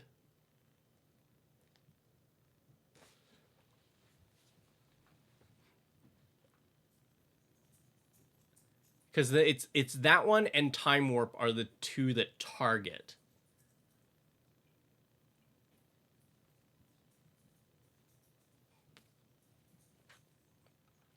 Primarily play bracket 2. Great, then just include Karns. Because this is you get an extra turn. You have to have a legendary on the board to cast it. But it also bounces something, and then you get a copy of it. Yeah.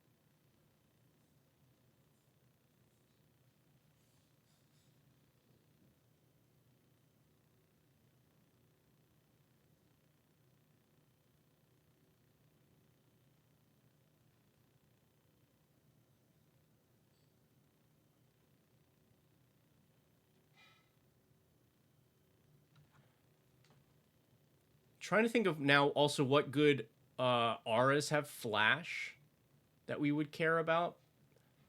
I don't know that there is one that has got like high enough impact.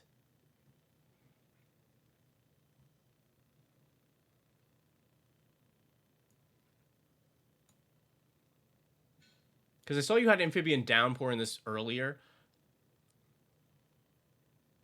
And like I think that's fine, but Treachery is pretty cool. Yes, Treachery also comes with a price tag.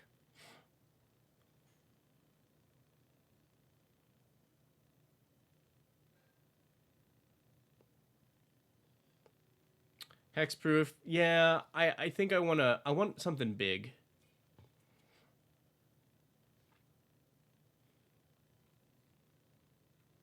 Oh my god. Is that the Ali Eldrazi? Hi everybody. Hello. Oh my god, we have so many people here. Right now we're doing a deck tech on a Shiko and Narset commander deck.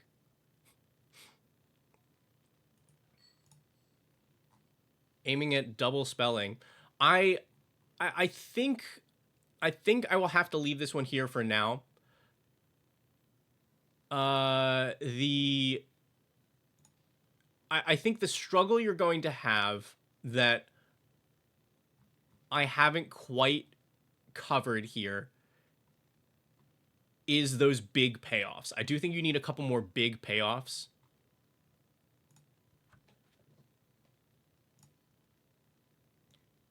Like if we go, yeah, I think I keep that Lavinia on top, draw it, play this, reveal the planes, play a Signet, draw, land.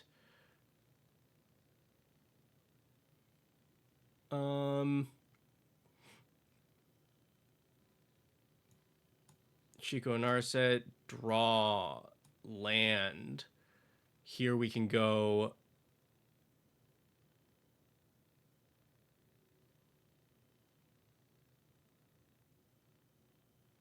Like Scionist into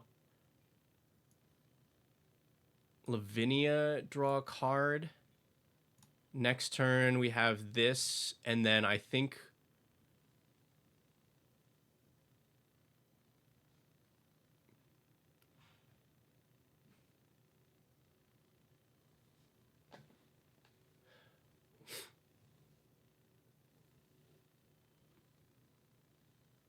Yeah, I think this is fine.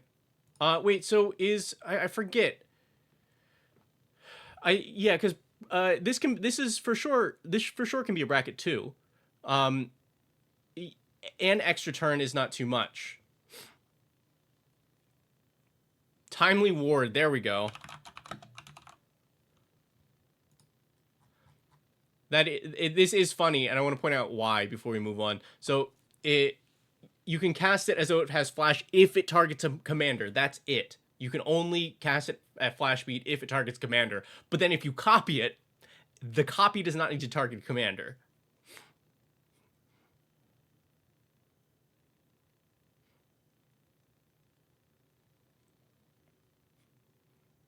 Yes. All right. I have to.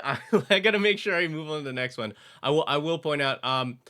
So Donkey used to said not running enough initiative for Tomb of Horror's Adventure to work. It doesn't matter. The first part just works. You only you still copy your second spell each turn. You just get a second one if you've completed a dungeon, which maybe eventually you can do, but this works fine on its own. Okay, let me move on to Targ's submission.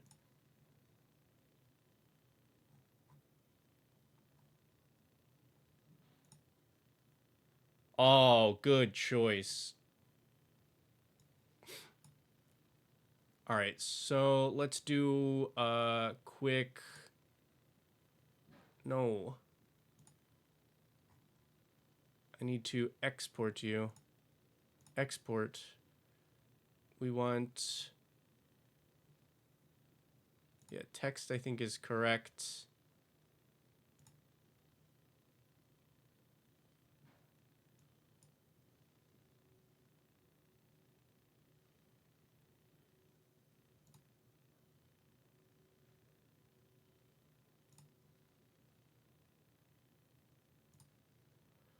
I think that this works.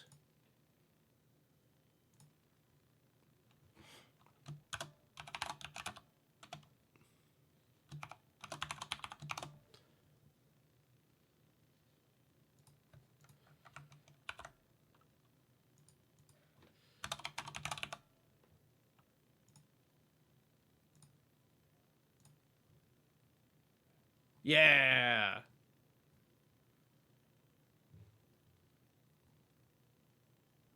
All right, we figured it out. Oh, maybe we didn't.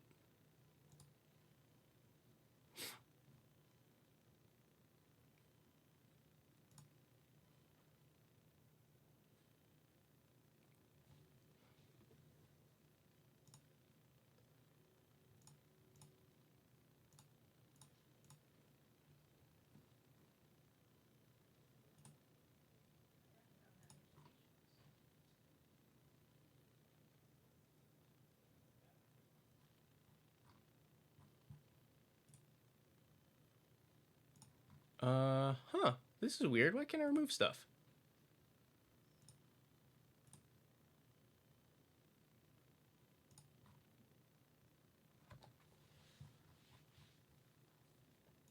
Funky. Maybe. Oh, okay. I need to. Is there a way to do this without the maybes?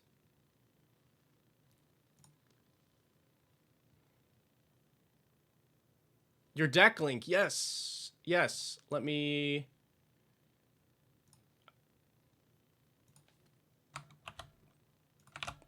Boom.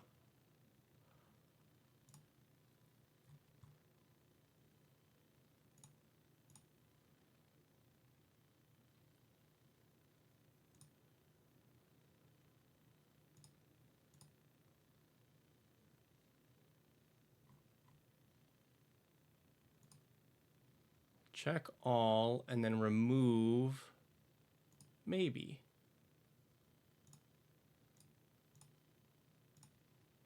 All right. Let's try this again.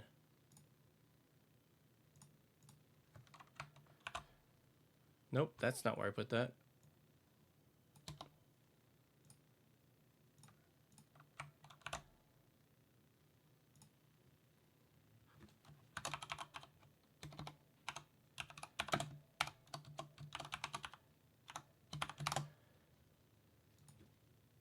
Good, good.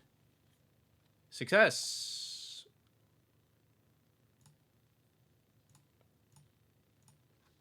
All right.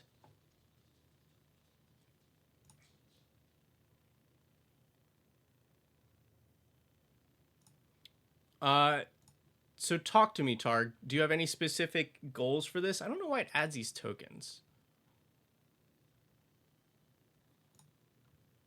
I think those are the 3, but success with 103. Yeah, I don't know why it does these, but it's just a weirdness from importing the deck over, but I think we've got it. Because I pointed this one out a while ago. I think this is a really cool card, and I don't ever see anybody play it. It's 3 mana for a 2/2. Whenever it becomes tapped, target player mills cards equal to its power.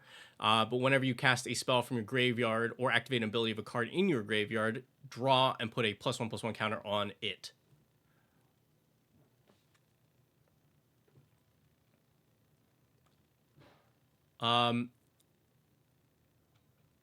So you can do this as general mill. You can do this as combo mill. You can do this as graveyard synergy. All kinds of stuff. So we have the win the game Jace, Teferi.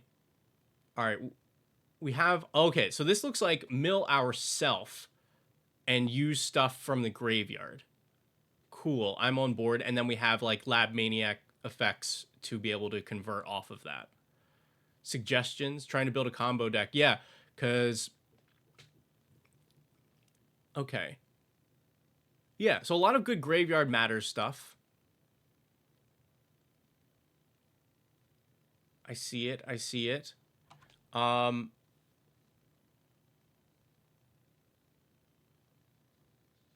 Cool.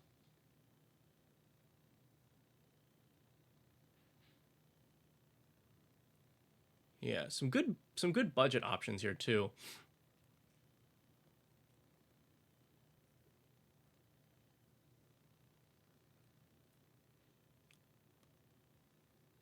Yeah, we got Surveil tacked on a lot of stuff, which is helpful.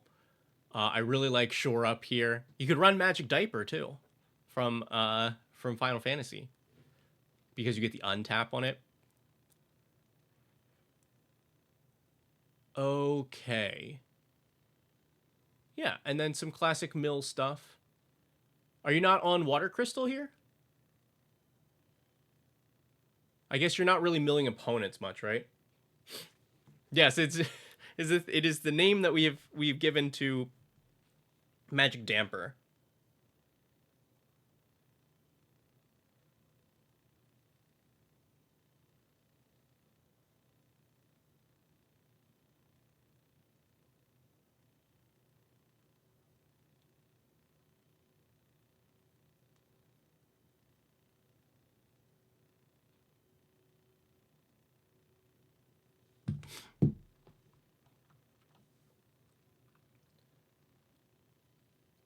Okay, and then we've got Pemin's Aura here, which this is the main thing that I pointed out when I was talking about this card a while back, is if you put an untapper on this, that does make it pretty good.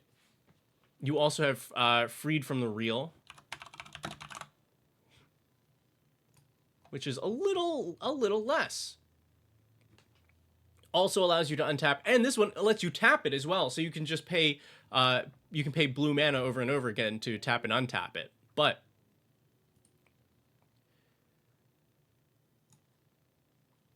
the big thing is you want ways to be able to tap Narrative for free.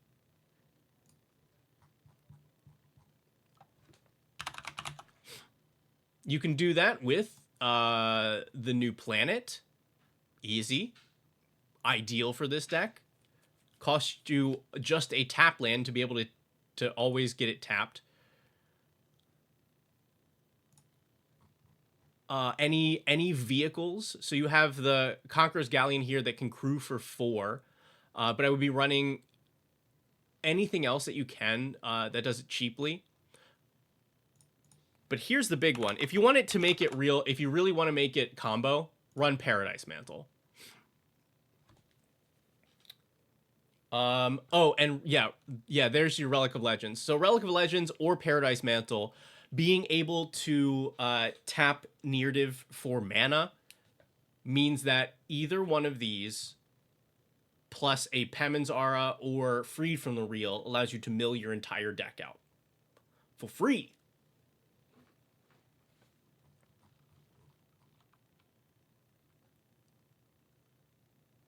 Aura of Dominion. Yeah, I've heard of this. It's an aura for 2 that you can pay 1 and tap the creature to untap something else. So it's the same thing that you can pay 1 mana to continue to tap and untap it, right?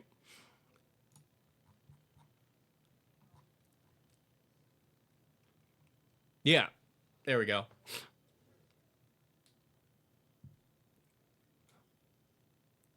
Just 1 tap untap. Yes, but it is still one tap and untap. So I think this is also very much worth running here. I think this thing got this got price bumped because of Kilo recently. But yeah, you tap the enchanted creature and untap it, and you do the thing for 1 mana. But if you do the Paradise Mantle and Relic of Legends and Pemin's Aura or Freed from the Reel, that is net neutral on mana, so you just go through the whole thing. But I gotta remember to keep it a little budget friendly if that is where you're aiming for this. I'm trying to remember what else I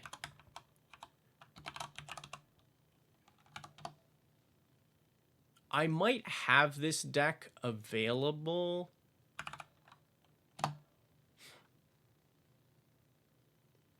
Yeah, it's $7 because of Kilo. Kilo spiked it.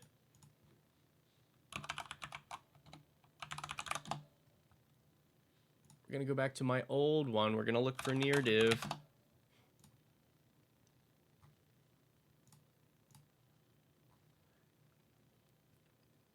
Okay.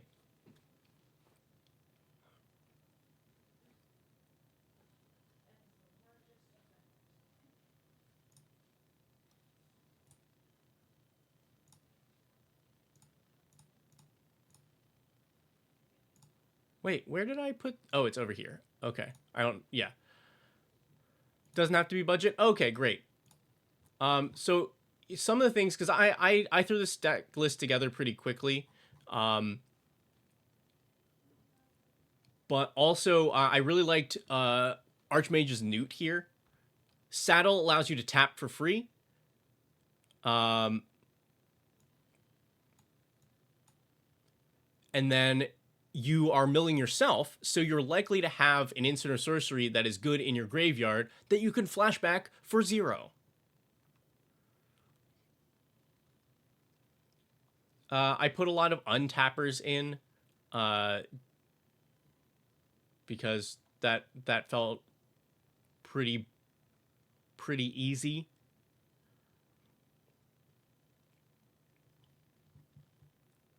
I'm trying to think what else here I really liked.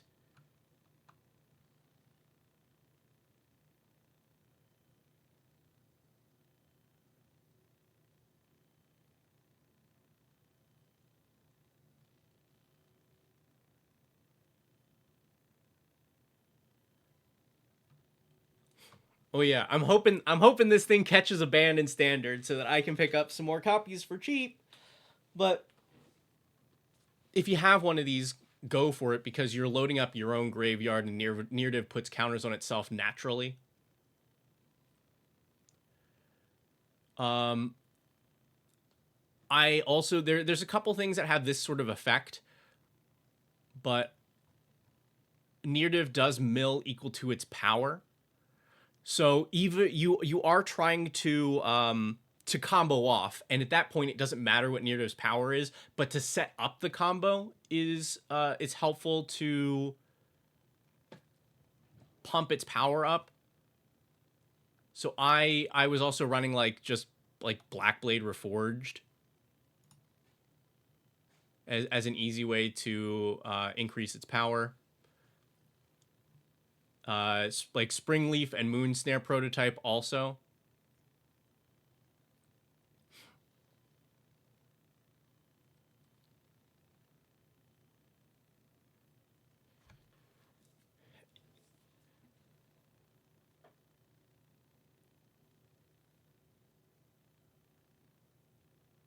Yeah, if you want to kind of go for it, you can run Intruder Alarm. I'm trying to remember what my how did I make this work? How did I make this work that was not just tossing out a naked Intruder Alarm, and it might have been a naked Intruder Alarm. Anyway,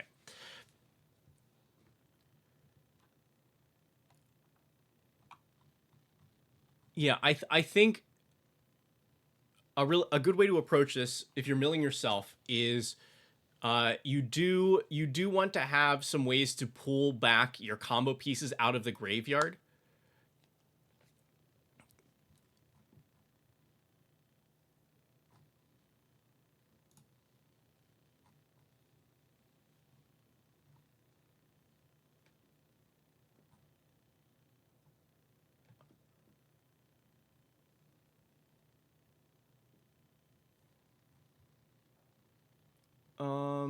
Oh, you got it. There was. I know you also were mentioning spaceships earlier, but I think there's the Eternity Elevator. So this one is just a slightly more expensive Thran Dynamo, but we have plenty of things to spend the mana on, and then you can continue to station this up to get a bunch of mana, and that mana is even colored mana.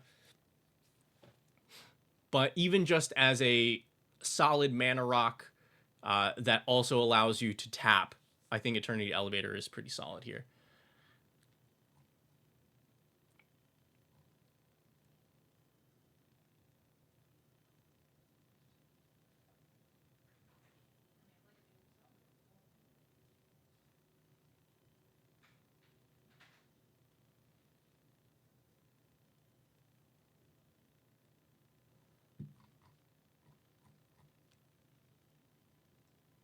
Let's see. Oh, one that I've been including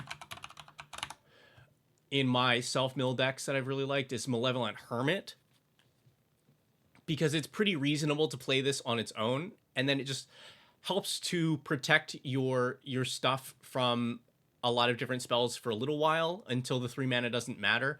But also, if it ends up in your graveyard, being able to play this thing for 3 mana that says your 9 creature spells can't be countered is pretty great. Of course, depends on your meta, but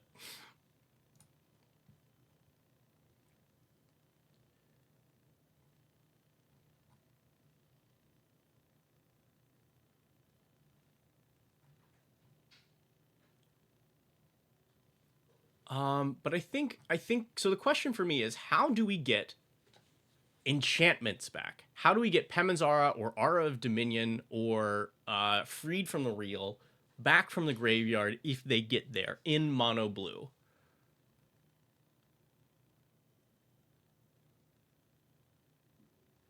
Yes, that is also pretty good here. That is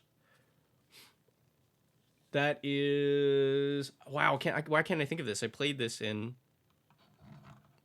Pioneer, I think.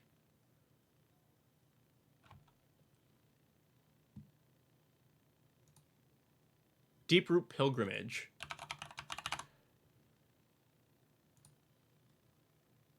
Yeah, whenever one more non-token creature merfolk you control become tap, make a merfolk with hexproof.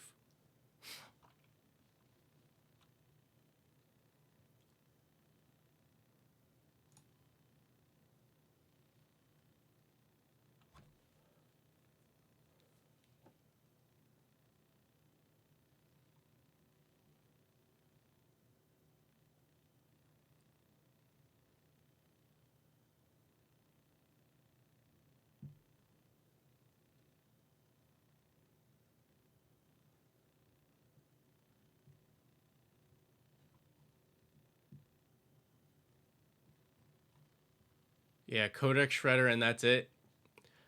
I mean, I think you have to run them because if you like, you only have a few pieces to assemble a combo, and if you mill them out, like what do you do? I'm like racking my brain for any other ways to return those.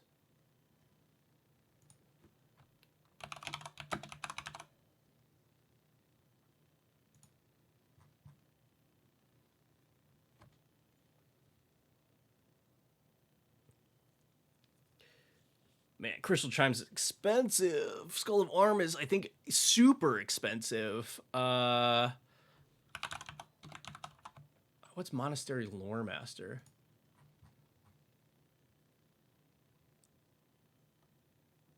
Also really expensive. Yeah, that's so tough.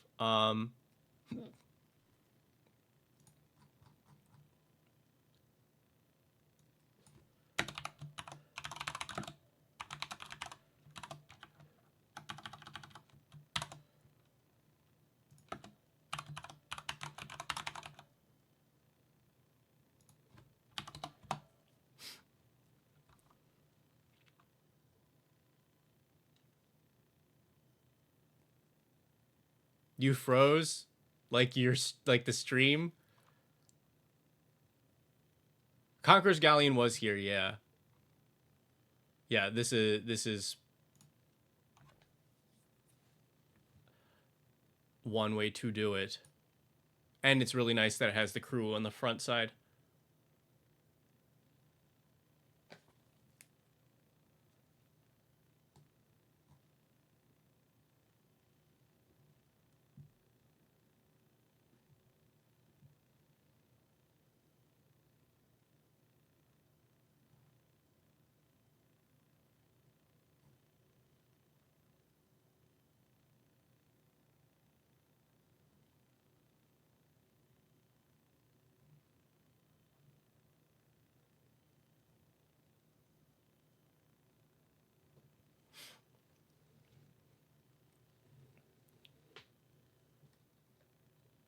Recall?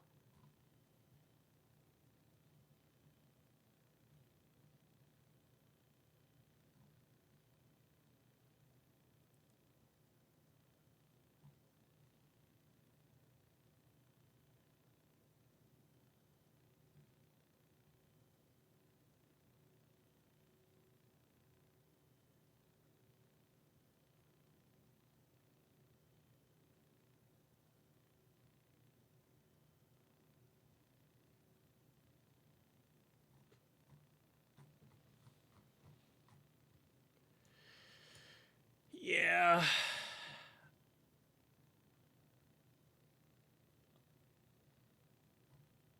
I think Codex Shredder is probably your best bet.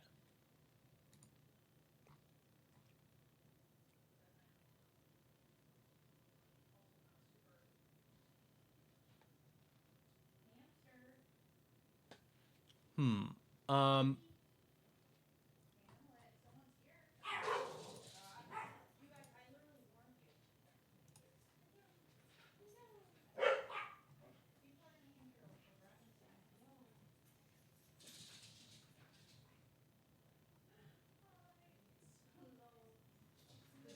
okay.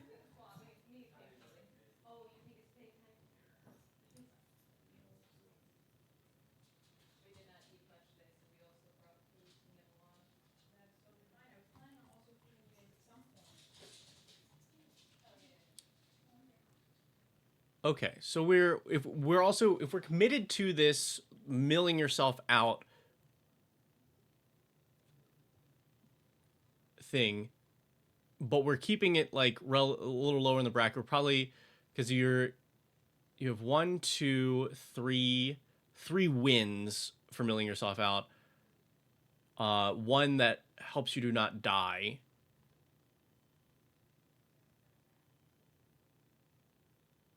Eden. Now we're talking. If that does what I remember, oh, it's in the deck already. But yes, that That's a great way to that's very good. Crystal Chimes, ugh, it's so bad. It's that's so it just doesn't do anything, but I guess it's worth it since like a lot of the enchantments are good. I just do think you pump up your numbers with enchantments if you want to run this a little. Um and I think, yeah, if you're committed to this plan, then you run it.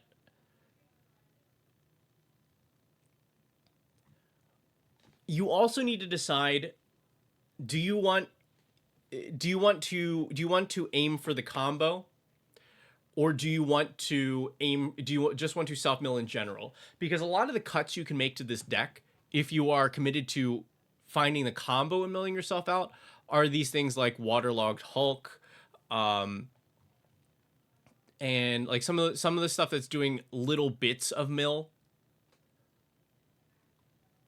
in favor of get Neardiv out, let Neardiv do the heavy lifting. And that's I think the way that I would lean if I was building this, because you're in a really good color for protecting a thing you're doing. You make your game plan just drop Neardiv and be able to hold up interaction, and especially when your interaction can often untap Neardiv with like Shore Up and like Magic Damper, and I think there's like at least two others that untap.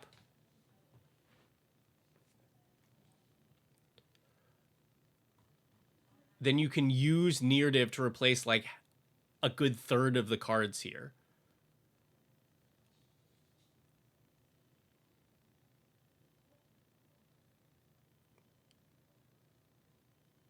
Yeah, any of like the incidental, like you can replace like Milliken with like a real mana rock or something. You don't need perpetual timepiece. You don't need Waterlogged Hulk. You don't need uh like this is fine because it's got flashback. Always unsure how strong to go when you play blue. I don't know that it's necessarily that strong. It just this is this blue strength is I can protect the thing I'm trying to do. It is just that the thing you're trying to do, you're limited to how strong that is. And this I think is still fine because you are trying to assemble a combo that requires a good number of pieces that you don't have tutors for. And in the meantime, you still have a forward game plan of this creature gets big.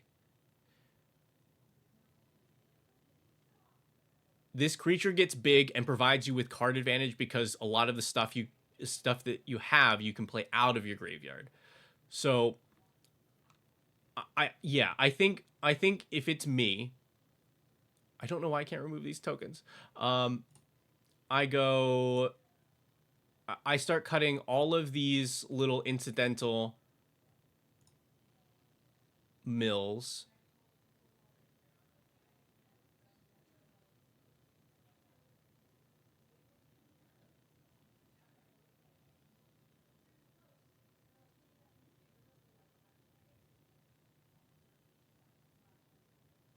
Let's see. Yeah, how much of this can we clear? This returns an instant or sorcery and has flashback, so we leave that. This we can remove. This flashback. This flashback. Although actually, I don't think we. I think if they only mill, then I'm still not. I'm still not concerned about these cards. Flashback. This cares about stuff in our graveyard, so that's fine. This cast from the graveyard.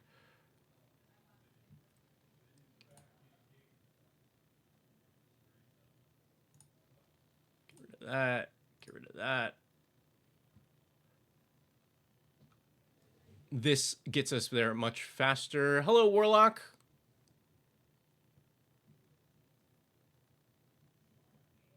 This backside, I think, is turns into a copy of it. Do we? Does that also? I don't know that we have a ton that we care about for that.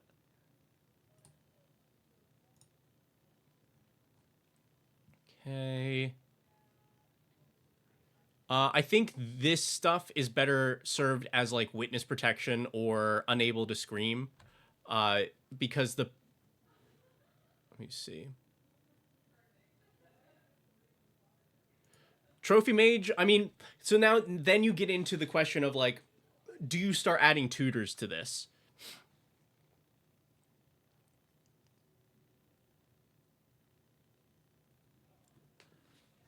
Errant street artist. My quick suggestion for that is too much of a good thing, because it means you have to have 2 mana extra after you've cast 2 spells. So if you build like a big mana version of it, maybe with like some rituals, then I think you could maybe get away with that. Um, but you'd be better off with like twinning staff, which I think you might have already had in the deck. Something that you don't have to commit the mana to on that turn.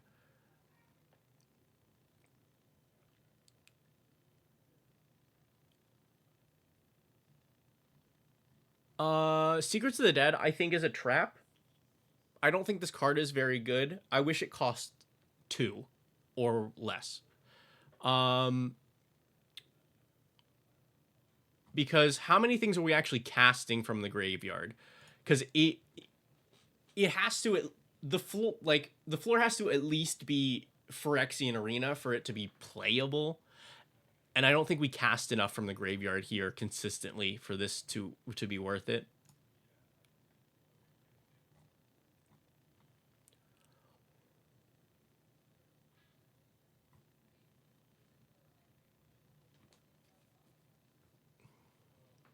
Okay, now if we also do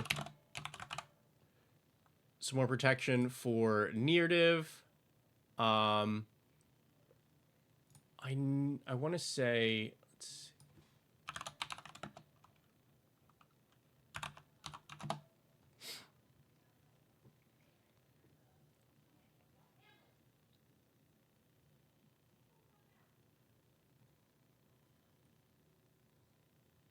is there one other that I'm forgetting that also hexproofs it?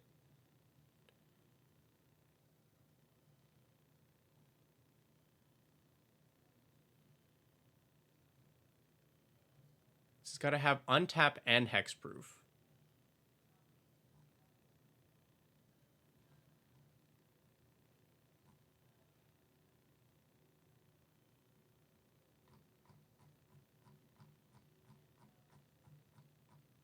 I did miss the jump start on it. Um,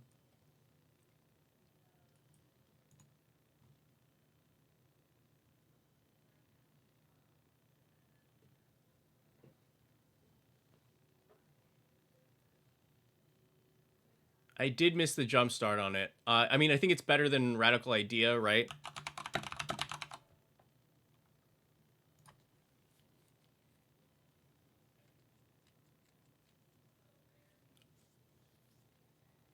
Yeah, I mean, it's fine.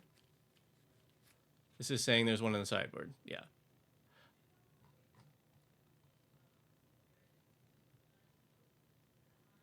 For this kind of stuff, I think I like the instant speed better. Because we're like trying to hold up interaction to be able to pull off this near div thing.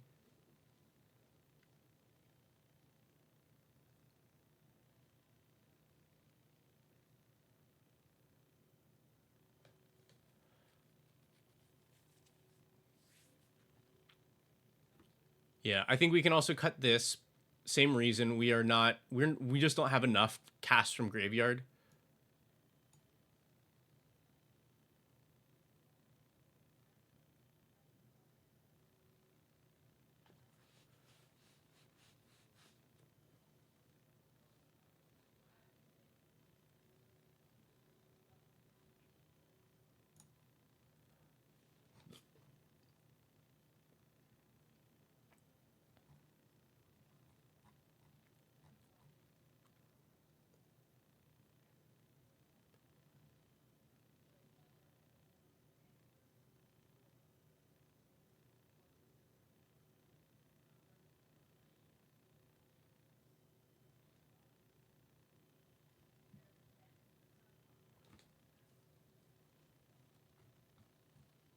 Yeah, Warlock, we are deck teching this near div list.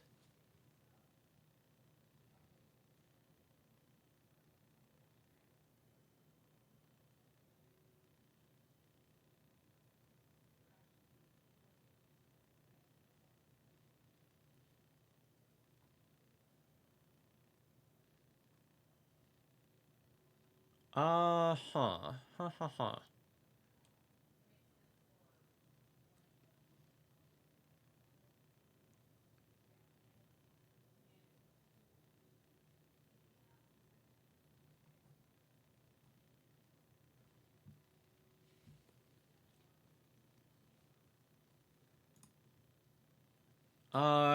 Oh, this is just one that, like, if you've got it, run it.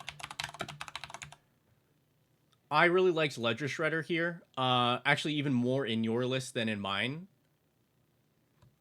Because casting two spells just happens.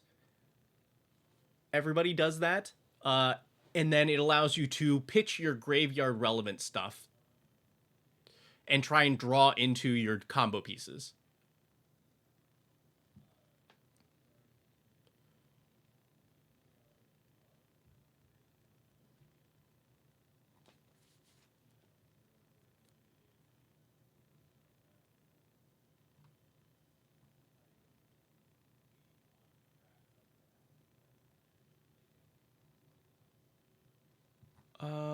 Let's see. This.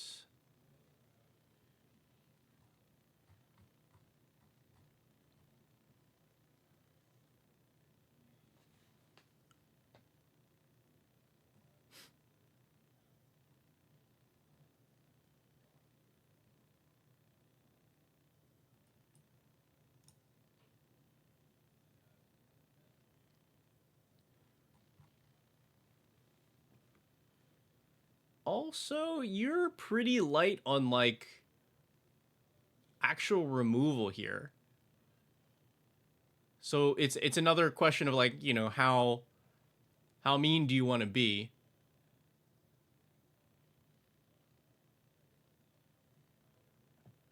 Uh why not just cut your losses? Because we were trying to mill ourselves out. Which I think that maybe that one can do it, but we can just yeah, this does hit yourself, but we can just go for the combo, and I think that's easier because the cut your losses only hits half.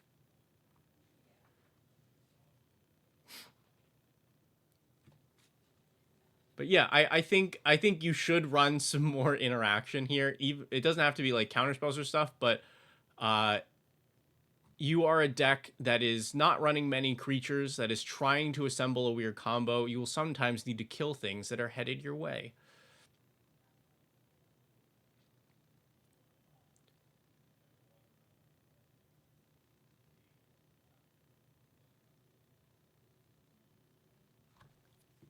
I don't think I need to tell you all what blue stuff exists, but I can if you need me to.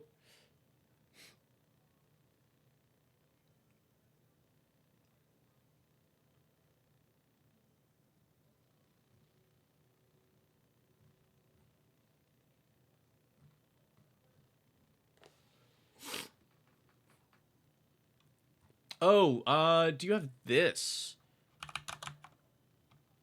Una's Grace. But all can try. Hey, look, there we go. That is great removal. Una's Grace is nice because it is repeatable. It is something you can continue to cast from your graveyard over and over and over again. So with Neardiv out, this just reads pay 3 mana, pitch a land, draw 2 cards, and pump Neardiv.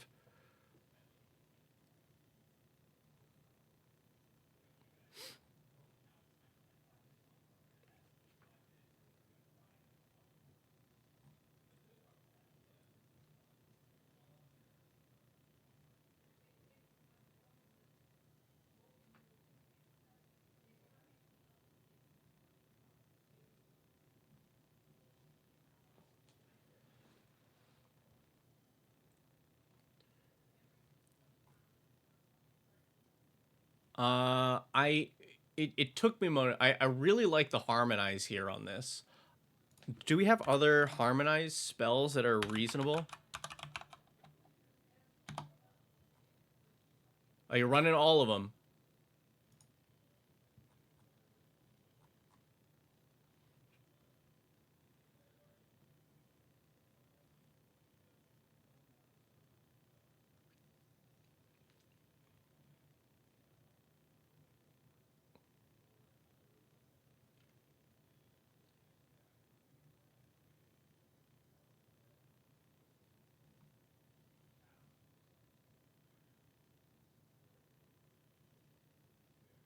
I don't know.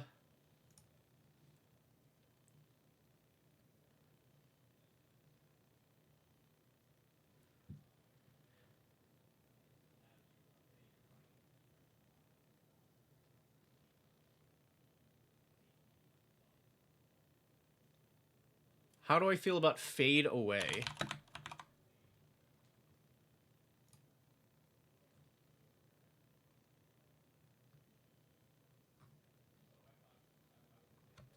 Oh wow, yeah, it's been a while since I thought about this. I I think it's good depending on your meta. Um,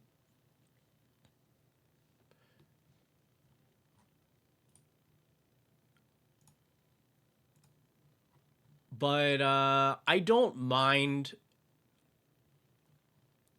It's good against what really go wide decks.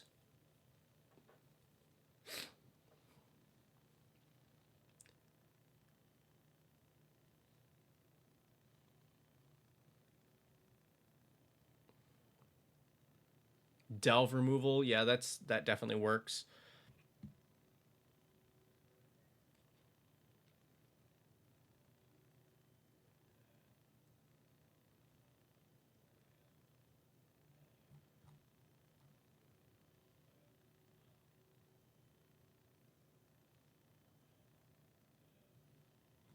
Yeah, I think the big thing I'd want here are some more ways to churn through your deck in a way that is not just mill, so that you can find your pieces.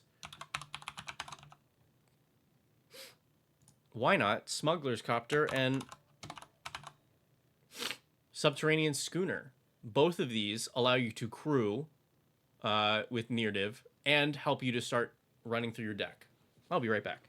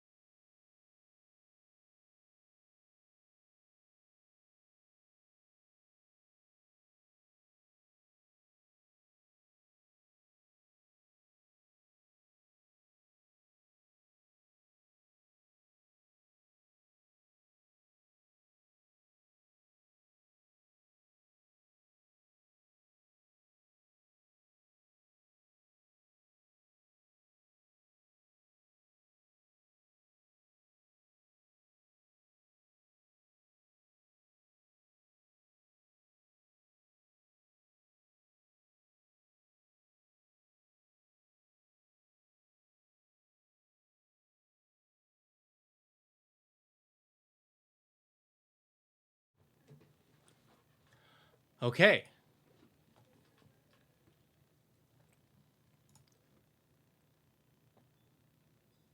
Adventurous Airship is another smuggler's copter. Yes, but it is a significantly worse smuggler's copter, but it's a good option if you need a budget one.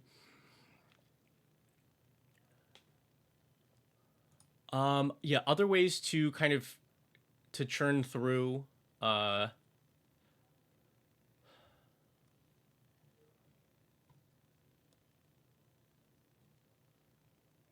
without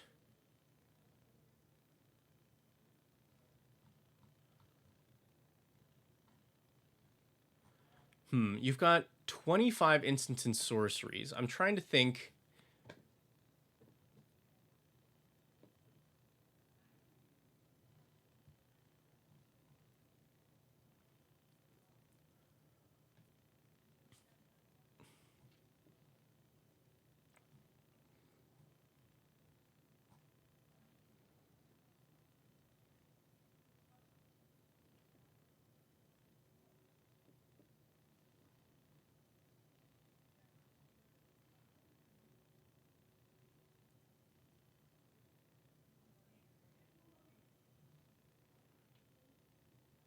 The grindstone yourself. That doesn't. That's not what I mean.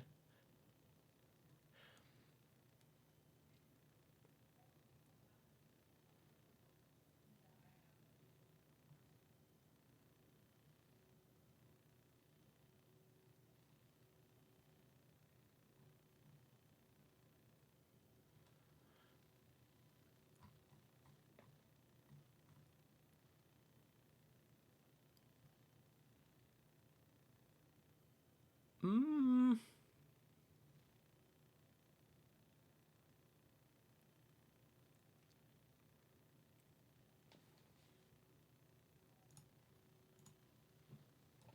Yeah, Targ. I will say. I think you have me. You have me a little stumped on what more to do with it, because I do think that you can lean into the combo as your priority here. And I do think it's okay to let them run a lot of interaction to help hold these pieces on the board. I think once you start adding tutors in, that starts to push this up through the bracket system, because your combo is not that difficult to assemble. It's not a two-piecer, but one of the pieces in the command zone. And with an extra piece, they do win you the game.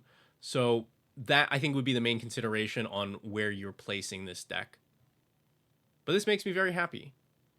Like I said, I built this a while back, and it's gotten a lot of new toys since then.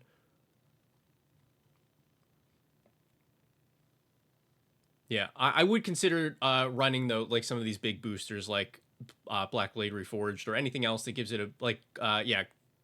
If you run more instant sorceries, I think this would be reasonable. That way, you also have the option to just start hitting people with this, because you have like Artful Dodge and maximize altitude and stuff. But yeah. All right. There is yeah, posted that deck list there, and we have one more for today.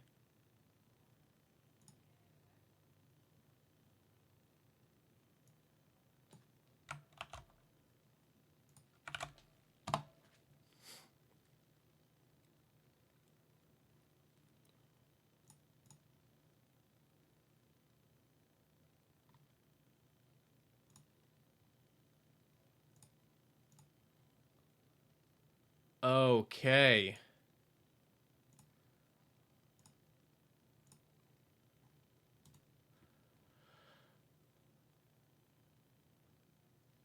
So also from Electman, we have a Master of Keys deck. This is a commander that I really wish had gotten some more attention, because I think this is very, very cool.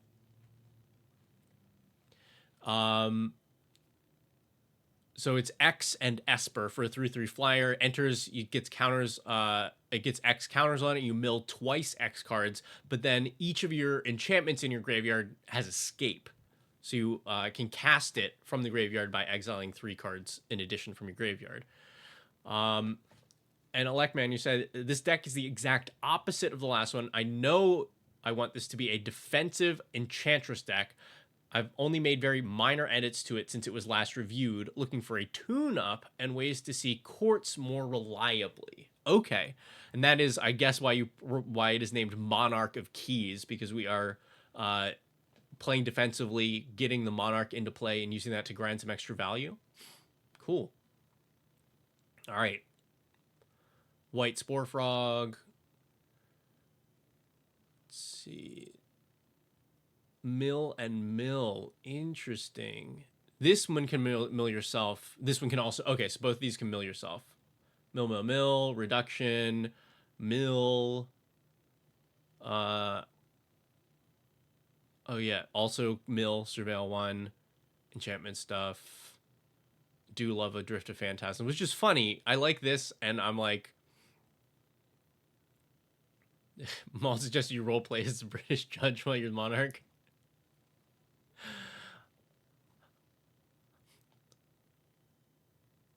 I feel like you need, like, it has to be like there's got to be a spooky edge to it, though.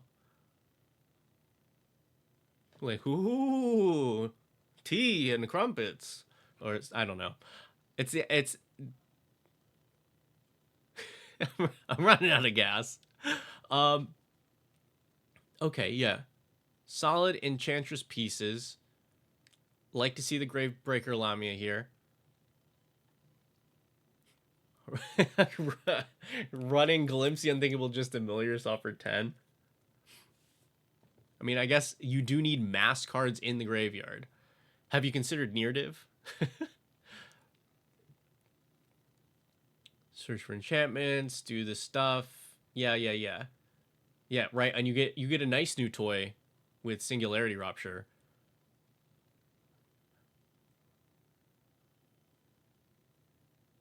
Dig and interaction. Plenty of transmute here. You have a copy? No, I don't. I think you need to build around it. I think it's not quite worth it. Like, it does synergize decently with this because you're also casting from the graveyard, but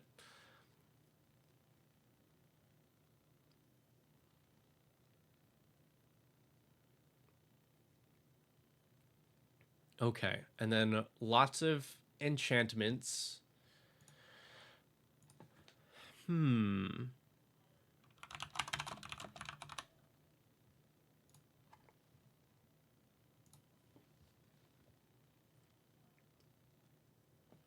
All right, we have 2, 3, 4 courts. We are missing what? We're missing the blue one, which mills. No, that's up here. It costs less. That's why it's there. What is there another black one? The other black one, I think is probably just not super relevant to you.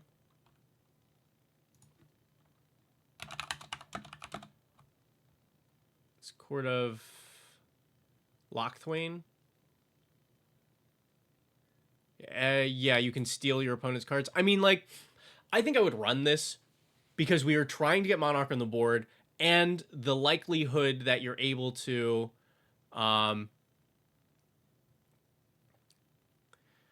like I think I'd just be running this because being able to take the Monarch back is an upside for all of your other courts too.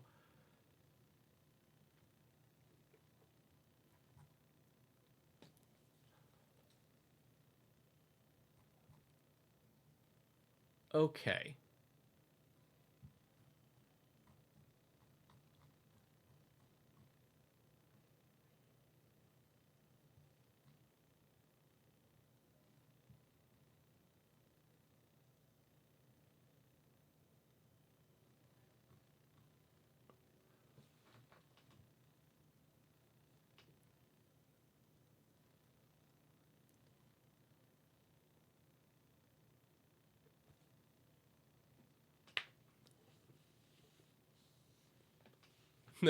Public Enemy. Yeah, I mean that's a good time. What other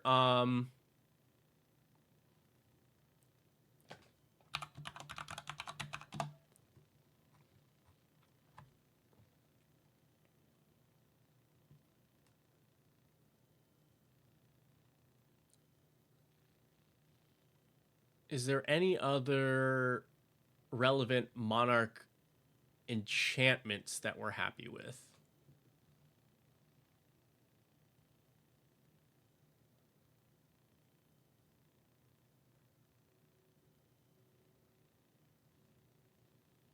Archivist of Gondor is funny.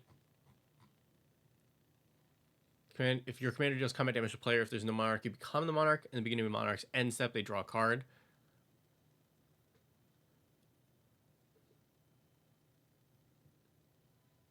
Yeah, I mean, I think that's solid. My thought here, though, I really want these pieces to be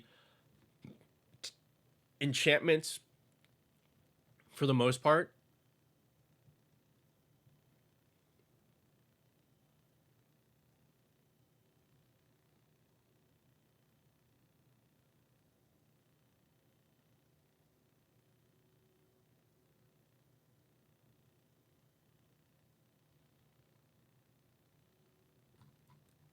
Yeah, I think the one that I'd be looking at here is Fealty to the Realm, which just because this is a solid effect that is castable from graveyard thanks to Master of Keys. We also on like Animate Dead and stuff.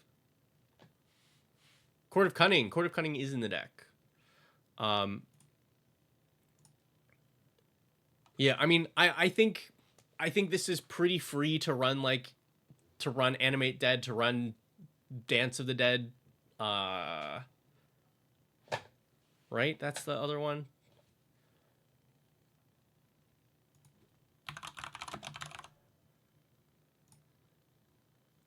Like, it's just a really strong effect for the deck. And for those of you who don't know, all that Tecks just means bring creature back from the graveyard to the battlefield.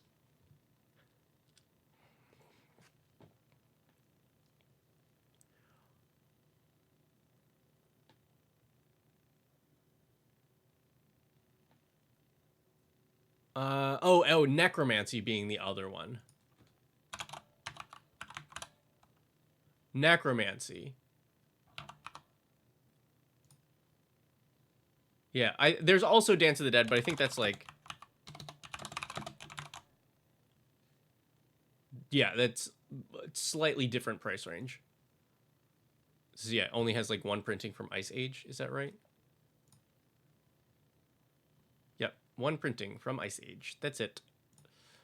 But this would also be good. But yeah, Necromancy is the more accessible one. Same thing. Big block of text just says bring creature back from your graveyard to the battlefield. Dance still is temporary. I think it's just, you have to continue to pay mana or something.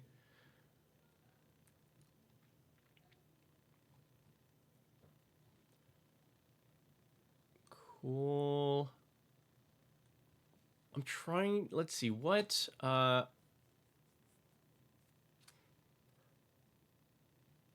What would I be running here?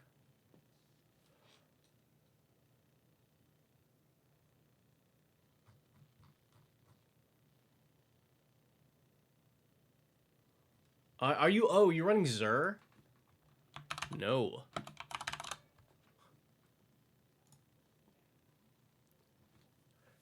Enchantment creatures you control have Death Touch, Life Link, and Hexproof. You know, like your commander. It now is a big, thick life linker, which helps to protect your life total and helps to keep this on the board. You also just have other enchantment creatures, but then this can turn these into life linking threats that either have to get blocked and your opponent loses their creature, which is nice for like sagas. or you gain some life. So yeah, Zur I think is pretty excellent here.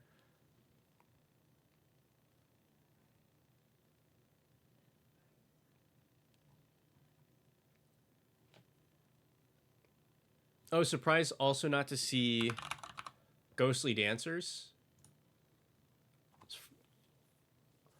I always think this is in the pre-con. It's not, though. I don't think. Just like being able to make a 3/1. This or what's its face? Archon of Sun's Grace. Like they're basic, they're staples for this archetype, but they work really well for putting a bunch of blockers in the way.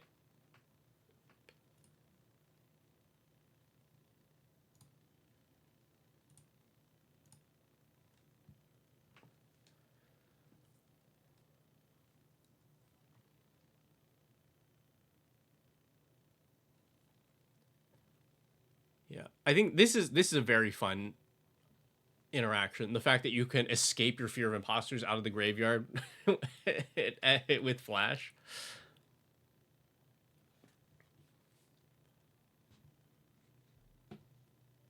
What else? What other ways can we control here?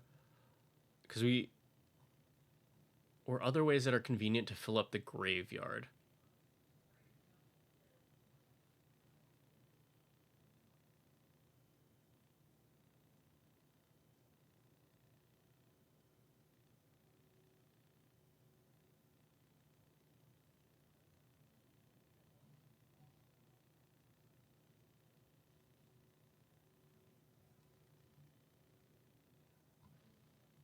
This doesn't escape them with finality counters, right?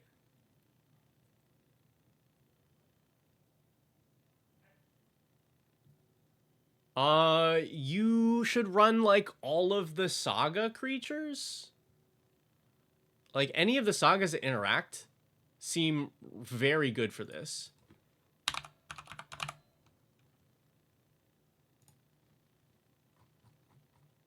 Like this.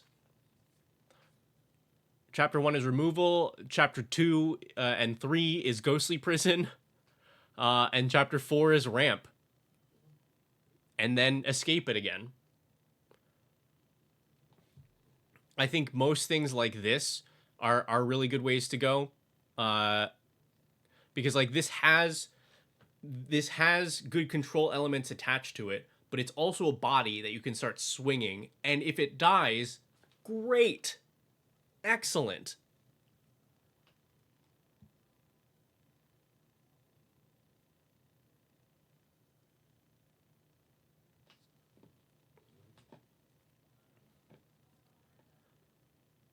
Yeah, oh yeah, like that and like Odin.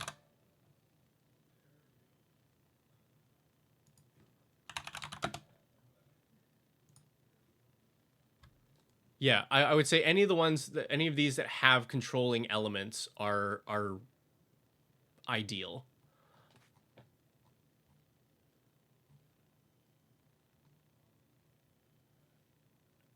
I want to say that I'm missing some sort of really convenient way to fill your graveyard.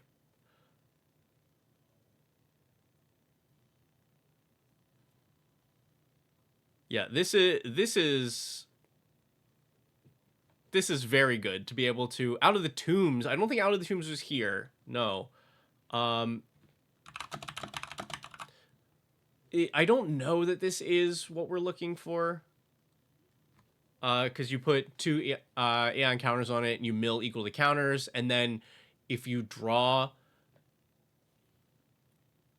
like I think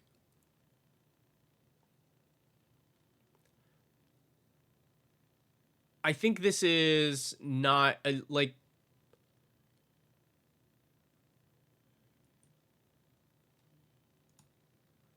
I think it's reasonable there. The Azorius Life Mill. I'm not. Oh, you mean Yeah, the mill player equal to life total.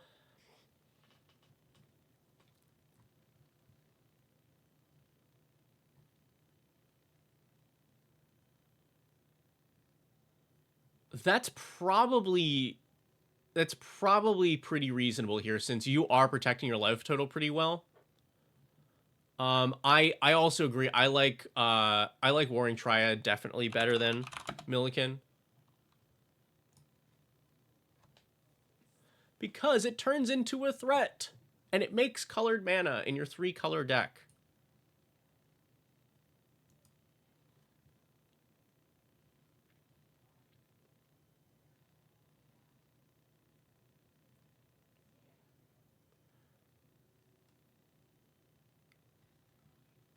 And you have what? I think 2 ways to return everything.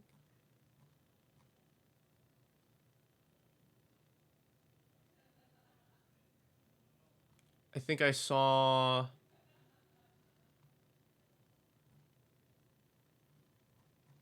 No, I think I'm just imagining those.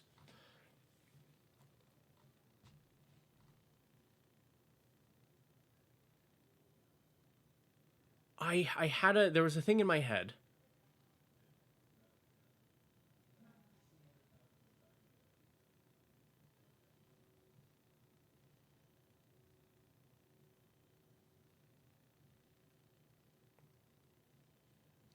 Yeah. Oh, also if you run more of these, then you can run Buried Alive. Honestly, you don't need that many for this to be good.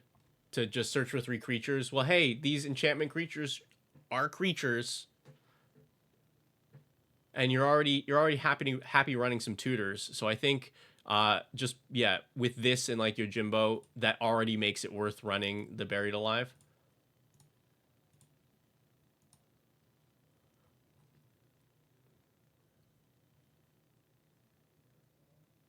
That's what it is. If you've got it in the budget, this seems like the ideal Starfield of Nyx deck.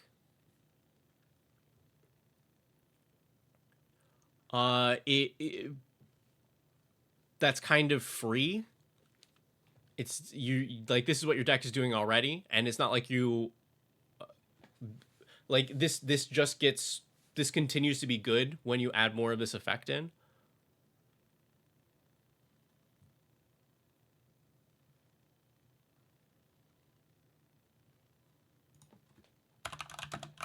Oh yeah, also if you're playing control, like you should run a Blind Obedience. This card is very good and it stops a lot of the strategies that Blind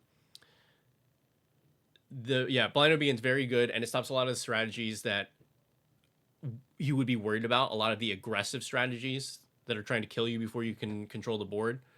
You will make some people unhappy, maybe. I would say mention that this is in your deck because that it is a stronger stacks piece than people realize. But I think that's worth running here. Yeah, I was saying if you've got a spare $25, then Starfield of Nyx is like just perfect for what you're doing in this deck. Returning your enchantments for free, and then eventually turning them into creatures that kill your opponents.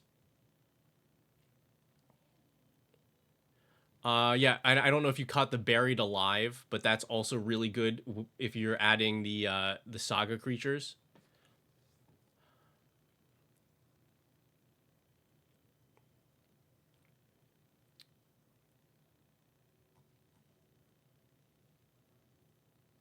Uh...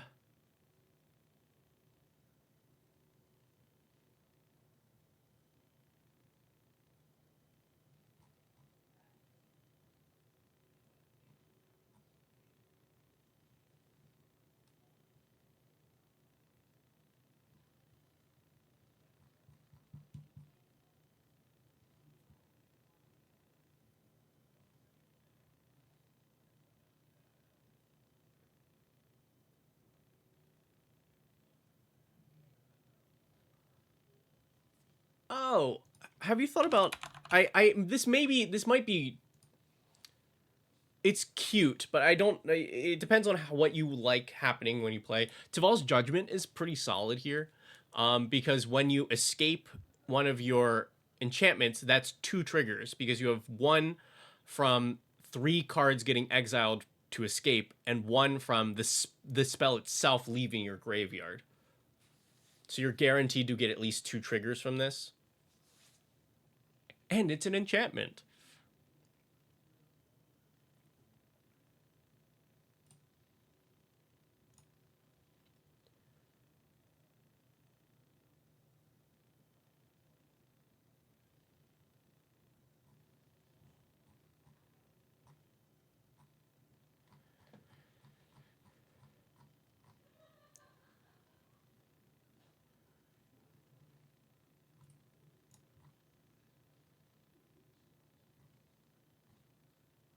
Yeah. I think the only other the other big thing here is any wheels that you can get in would be good.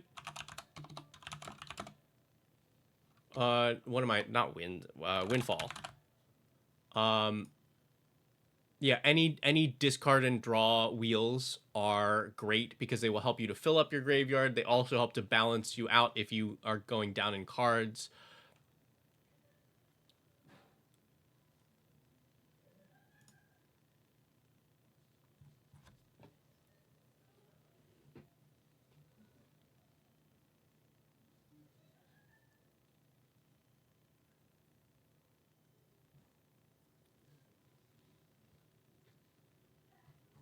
Mm-hmm.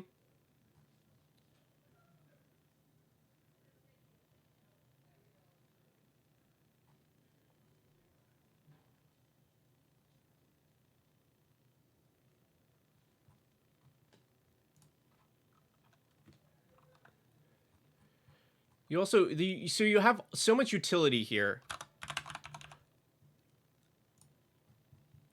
If you're trying to see these courts more often, you can just run stuff like Unmarked Grave or Entomb to put them into your graveyard. Plus, there's the huge upside that they just also fetch pretty much any of your other answers that you need whenever you need them.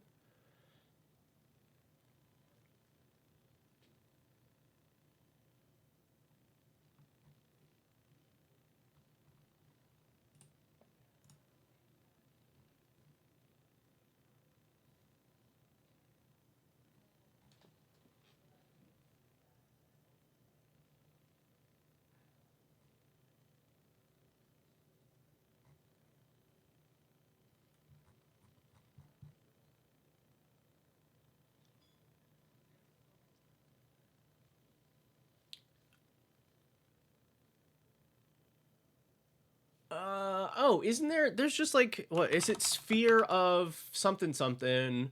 Sphere of resistance, maybe? No, not sphere of resistance. That's a totally different card. That's not what we're looking for.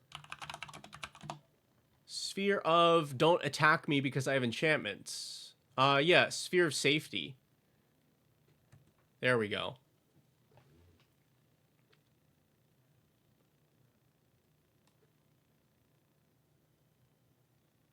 This seems very valuable here in this control build. I would say if you're not gonna run the blind obedience, run this. Although they kind of do different things, but yeah.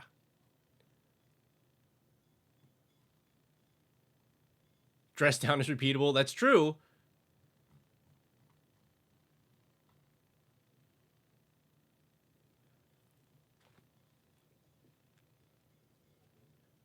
That also that I think that would be more meta dependent, like because that really shuts down some things, but really doesn't matter otherwise.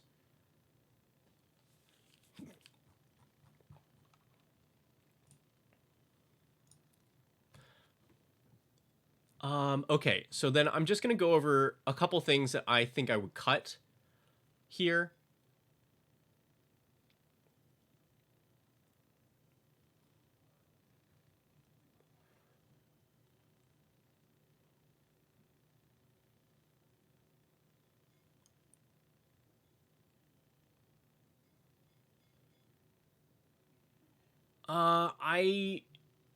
I don't know if I'm missing something on Clever Impersonator. This is just a cool card, and I like to put it in decks if I need to fill slots, but it doesn't necessarily have a ton of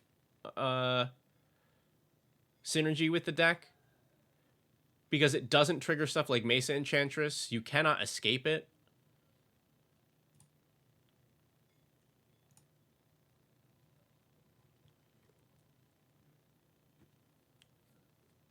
I would not be too worried about something like Night's Whisper because you have a commander that gets you card advantage. It's the copy of court. I think at that point you just run I guess you have all of these copies. Yeah, is there a cheaper one? I feel like there's got to be a cheaper one.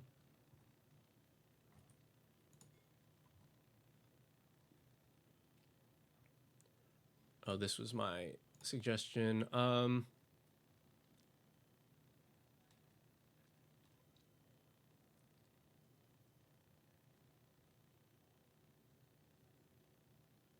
Yeah, I would swap out this counter squall for any other interaction because the fact that it's locked to 2 specific colored pips and only hits non-creature spells does not make up for a loss of 2 life.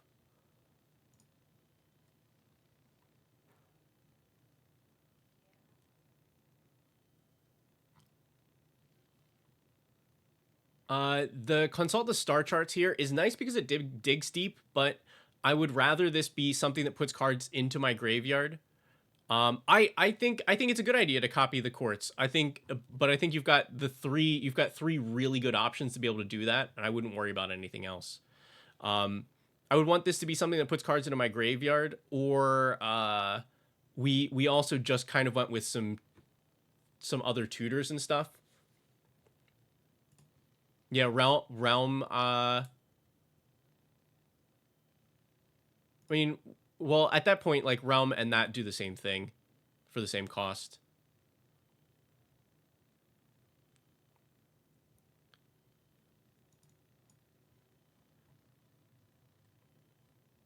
Let's see. I am personally not a Commander Sphere fan, but everybody's got a little bit different opinion on it. I just think this deck has so many good things to do for 3 mana.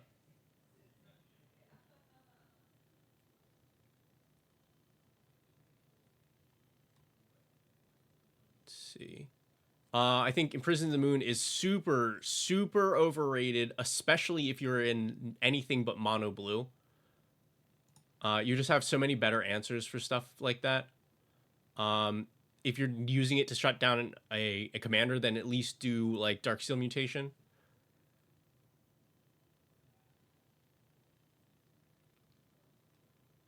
Yeah, or this. Inner Sanctum.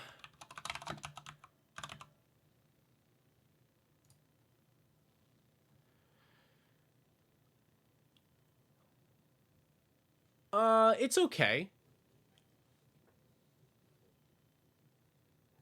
Because this only stops damage to creatures you control. If it stopped damage to creatures you control and yourself, then I'd be super down for this. But I think otherwise, I'm not worried about it.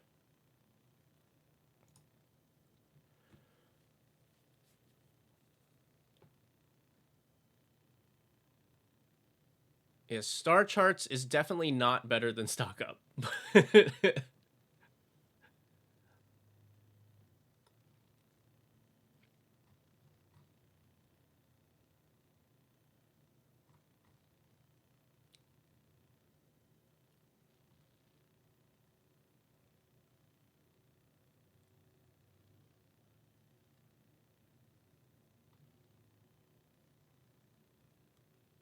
Okay. And I will say, all these transmute things, drift, perplex, muddle. I don't know if you had another one. They're fine. I more like them as budget tutors for specifically budget decks. But if you're not budget here, and you don't have exact pieces that you need to tutor for a combo or something, I think these are better suited as cards that mill yourself. because that gives you access to more option. Like, I'd rather have more cards available to me than one specifically, and I think you get more cards for the price for these transmute cards. But yeah. I have got to go because I need to record some more stuff for today. We have some guests here. Yeah, I assumed that was Elk. And I think that's just differences on build style, but key to the city as a discard outlet. I think I want that to have more upside. And really the only thing that it does is discard. I would pick anything else. Because you're not worried about getting through. The only creature that you're really swinging with already has flying, and getting to draw a card for 2 is bad. But yeah, that is where I have to leave you all for today. You know how this works. Every Wednesday, deck Tecks. This was a good one. A lot of good surprise submissions, and we started strong too. Okay. I will see you all next time. If you have not followed us on everything, you should do so, and make sure to I'm mirrored. Support all our sponsors. All of the information is down below. It really helps us out. I will see you all next time. Goodbye.